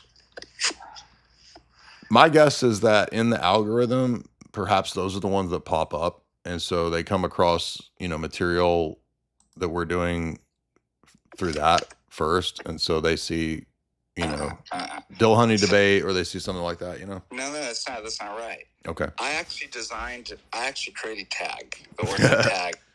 And it's a honeypot for autists. Like it just, You're a Fed. It's a Russian honeypot operation to attract spurgs that Putin can turn into MK Ultra assassins. You nailed it, FTA. That's it right there. J-Mel says, for $15, you and the bros are pushing these Protestant YouTubers into pre-list. Well, they were always in pre-list. They're being pushed into going crazy. Please keep stirring this nest. It's very entertaining. I thought David Wood had a PhD. Yeah, but didn't he study like Bayesian math? I mean, I don't know what his PhD's in, but if it's Bayesian math, that's why he didn't know anything about theology. Disgruntled Docs, $5. Father Turbo is part of patristic faith, so I guess that makes him a far-right KGB operative. Yeah, exactly. Everybody's KGB. Ortho UG, $10. Thank you so much. Kriya, $5. Jay, do you have recommendations on Orthodox churches in Memphis? I would, again, guys, just try them all out. Like, I've only been to the Greek church in 2007, and I don't remember anything about it. So, I know there's other ones there. Just check them all out. Potato Peeler, $5. Whether David Wood believes this or not, I think one of the most... this video is one of the dumbest takes I've ever heard. I hope he goes through with this debate and doesn't make excuses and run away. I mean, I don't expect much out of this debate, because I think the highest tier of expectation is that he's going to just get a bunch of arguments from Gavin Ortland and just repeat that. So that's my expectation. But JB, $5. I think David Wood is being strategically manipulative. Yeah, I think so. Anonymous, $10. I'm having difficulty keeping people in the Discord cult. Do you have any recommendations on how to enforce cult compliance? Yeah, FDA, as a noted Putin cult Discord leader, what are the tactics to keep the people brainwashed and sedated in the cult? Flowcharts, guys. Flowcharts. Okay. Yeah, they're like mazes for your mind. Like, basically, I've constructed with my with all my background in mathematics, and I've constructed a philosophical math maze that's a Discord. So once you get in, you can never find your way out. And time you think you're opening a door, it's actually leading you further down into the Discord. So you never get out. So that you got to design something like that. Also, it adds bloatware virus stuff to the computer, which makes it so that your computer can never log out of Discord and you can never leave it. So you can literally never leave Discord ever. Every device you ever get, it only stays in Discord at all times. If you try to call somebody on the phone, it just redirects directly to Father Deacon Ananias in the Discord. Every email that you send, it only goes to Father Deacon Ananias, and he replies to every text and email that you send. And then he signs it at the bottom. Best regards, Putin. Wigxanthium, $50. Jay, this is a big fat super chat. Thank you for your help. I became Orthodox. That's great. I have an odd question. Could you make a philosophical defense that ideally people groups should marry others in comparison to marrying outside a people group? I think you could make that defense, but of course... What you mean, you people? What you mean, you people? What you mean by that? But it depends also on, you don't want it to be too close, right? Because then we got some Somalian stuff going on if it's too close to the family. So, but I think most people in history have operated that way, right? Not first cousins, but, pretty close. Chetnik, $10. In David Wood's mind, we're all Chechen KGB jihadis now. That's a great one. I was trying to figure out how could he tie the Islam stuff to Putin, and then it would be we'd have to be Chechen jihadis, but the CIA was using the jihadis in the Chechen war, so that doesn't work either. So we would have to be Chechen jihadi defectors. So that's how we're Muslims working in line with Putin to destroy the West. It's got to be something like that. Kenner, no, we did that. Eddie Garcia, $6. Jay, do you still feel... No, we did that one. Do you still feel the wounds of your acid trips? If I ever had a flashback, it was very minor, and it was a long time ago. Maybe in my early 20s, I had brief acid flashbacks, but they didn't last maybe 10 minutes or something. I don't remember the last time I've had any thought or feeling like that at all. Except for that story I told you guys in the Nightmare Dreamscapes thing where I made the stupid mistake in 2011 of trying that fake weed, Spice or whatever it was called. Spice, yeah. That was awful. I felt like I was gonna die. That was one of the worst decisions I ever made. So if I was damaged by anything, it probably wasn't LSD. It was probably that stuff. Oh, well, you forgot. No, you did have that when we were out to dinner. I had that flashback and that freak out at the restaurant. Remember? Yeah. We had to sedate you. He's joking before people clip that and say, "We got him. He said he admitted he's insane. He's got drug problem." Anon, $10. The French corrupted the Swedes. The Swedes then corrupted Norway. I didn't know this history if he's joking or being serious. Then McDonald's came in and finished the job.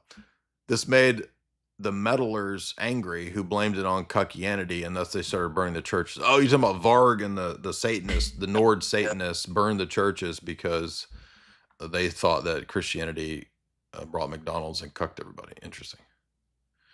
Dostoevsky does his $2 blast of super chats as usual, and he says, "You went on Joe Rogan, I know it." You sure? You sure? Everybody seems sure that it was Joe Rogan. Are you sure about that? Dostoevsky, soy bug fallacy. The Beatles are overrated. Jay Wade says, if you debate without a strong level of knowledge, it's not a good idea. Well, it's also not a good idea if you're too young. And that's why Plato, as Father Deacon often says, didn't advise young men to debate, because he said they would just get wrapped up in the emotions of it. And he thought that debate was better fitted to educated middle-aged people. Isn't that right? Yeah, and he actually another work that most people don't know, where he talks about that. It says that, if they're introduced to this too young, that they actually might become furries and have like sexual. They become furries. It's a lost work of Plato. Greek furries. Okay. Goatmeister, I have a Protestant friend who is against icons, but he has Christian iconic imagery tattooed on his body. What's wrong with these people? What logic are they operating from? Inconsistent thinking. I mean, he might think something like, because I remember as a Protestant, I remember hearing some Protestant arguments where sometimes people say stuff like, well, I don't have a problem with Christian imagery. It just shouldn't be in the church or in the worship service. And I'm like, well, I mean, I guess, but okay, whatever. I never found that to be a very convincing line of argument, but maybe your friend thinks something like that. Osmotic, $10. Jay, my buddy at church, says he believes in evolution, but not for the creation of mankind. Well, that's interesting. I don't know if I've ever heard of that position. He thinks that the tree of life is evidence of death before the fall. No, that's against Romans 8, and that's against the Sixth Ecumenical Council, where it says you can't say that death existed before the fall. How do we know that death came before the fall? Romans 8. Adam's sin brought all death, decay, and destruction. So, and also the Sixth Ecumenical Council has one of the canons that says you cannot say death existed before Adam's fall. Now, you could say in a sense death existed in that the fallen angel Satan already was the angel of death. So in that sense he existed. But in the human domain, death did not exist until Adam sort of covenanted himself with Satan in the fall. So you could look at it like that. All right, we got some more super chats over here to read on YouTube. Let's see. I grew up Protestant. I'm still struggling with icons. Yeah, you guys need to watch the documentary that I've had up here for the last hour. So, and then of course, if you do want to go further, we do have at least 3 long, lengthy podcasts that we did on icons. Did one with Snack. I did one on the philosophy icons. Did one with Pajot. We did a whole podcast on it like 5 years ago. And then you can read Theology of the Icon, or excuse me, you could read those 2 books by Lasky and Ouspensky, or you could read St. Theodore the Studite's little book on icons, and then you could read Defense of Holy Images by St. John Damascus. Both of those are little, easily, readable books. They're not long.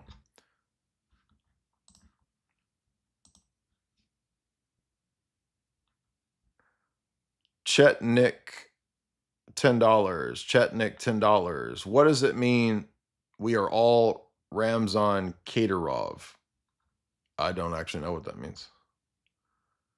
I mean, is that some Russian figure that I should know about? Unalived, $5. Look up Kanye wearing a Burzum shirt. Why? Why do I need to look that up? Non-fake Blake, $5. Orthodox churches in America are actually very Americanized.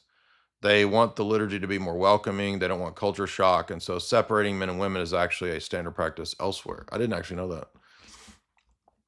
I don't think, well, we went to Orthodox churches in Italy. We went to several, especially the big Russian cathedral in Florence or wherever it was we were. And I don't remember the men and women being separated, but maybe that's just because it's in Italy or something. I don't know.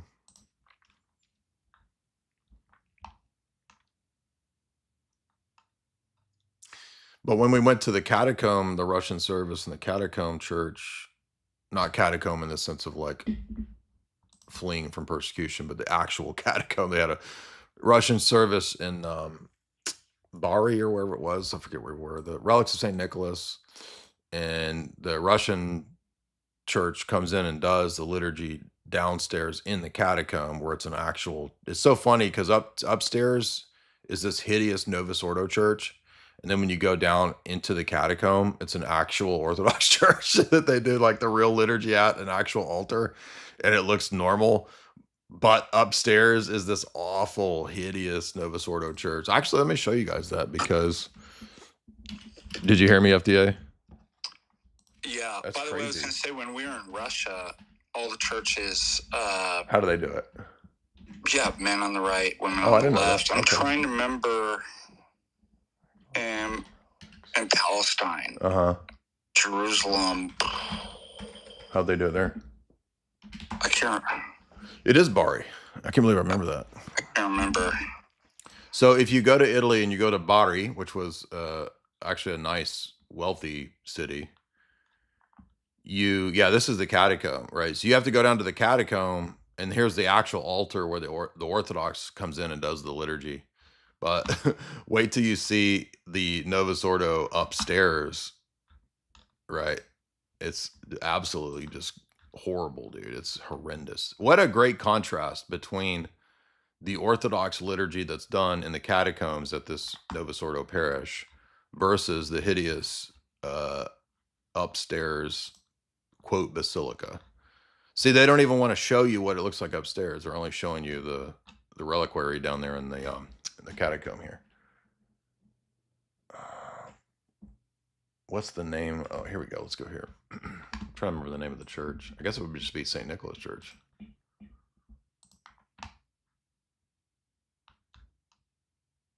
No. That's not it. What is the Catholic Church in Bari where the relics of Nicholas are? The Basilica of St. Nicholas is it. Basilica San Nicola. Wait till you see how ugly this Novus Ordo church is. And we want to see the interior of it. Yeah, here we go. That's not it. No, that's not it.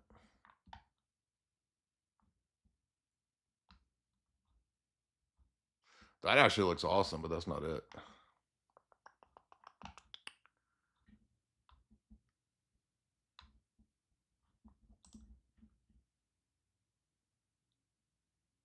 Maybe that is it, and I'm just misremembering a different Novus Ordo church. Because that actually doesn't look that bad. Anyway, maybe I'm wrong, but there was tons of ugly Novus Ordo churches, I assure you. So maybe I misremembered that. Maybe I just can't find the right thing I'm looking for. But let's get back to the super chats here. Kelly Powers versus Alex Soren is starting. Yeah, you guys can go watch that. I'm about to finish here. But again, look, I'm not trying to be rude to Alex, but dude, that guy is like come on. We all know that. Again, like we've won, you guys. We've won. There's nobody else that can put up. And it's kind of surprising. Like, I can't believe how quick all the Protestant apologists folded. Like, Gavin and Wes, and none of these people want to debate their position. It's kind of crazy. World Eyes says, do lay people have relics, or should they only be in the church? FDA, what's the answer? That's a good question. FDA, are you there? What was the question about relics? Can a lay person own a relic, or should they be at the church? I don't know. That's a good question. No, yeah, absolutely. Keep relics. I have relics. Okay, I didn't know. Before I was ordained. I wasn't sure. Well, the relics of St. George actually is my oldest relic. So basically, you're saying I can set up my own little church at my house, and I can create a schism, is what you're saying. But I mean, that being said, like that dude in Judges, you will have your own kind of, like, you don't do liturgy or something like that, but you have a little. It is it's a little liturgy in a sense, right? Chrysostom says the home is a little church, so exactly. Yeah. So yeah, if you have a relic. Now, if your parish doesn't have a relic, like I just took one over to our mission parish and I have it set up the altar. Although the Antimans have a relic in it and stuff like that. Mm-hmm. I mean, you can do that, but like I think it's great to have a relic in your home, your little church. Father Vladimir's church where I go, it's all about relics. Like we have like. Oh yeah. He used to always joke. He would joke. He's like, "Oh, we have more saints than we have parishioners." All right, guys, thank you so much. Appreciate the thank you guys. Yeah, thank you, Father Deacon. Appreciate the super chats, guys. Remember, we have show sponsor chalk.com. Head on over to chalk.com, CHOQ.com, the best in supplementation on the internet. A lot of fun tonight. Everybody have a good weekend, and I will see you soon. I'm sure we will probably also have a stream between now and the big podcast drop on Monday. I don't know what time it'll drop.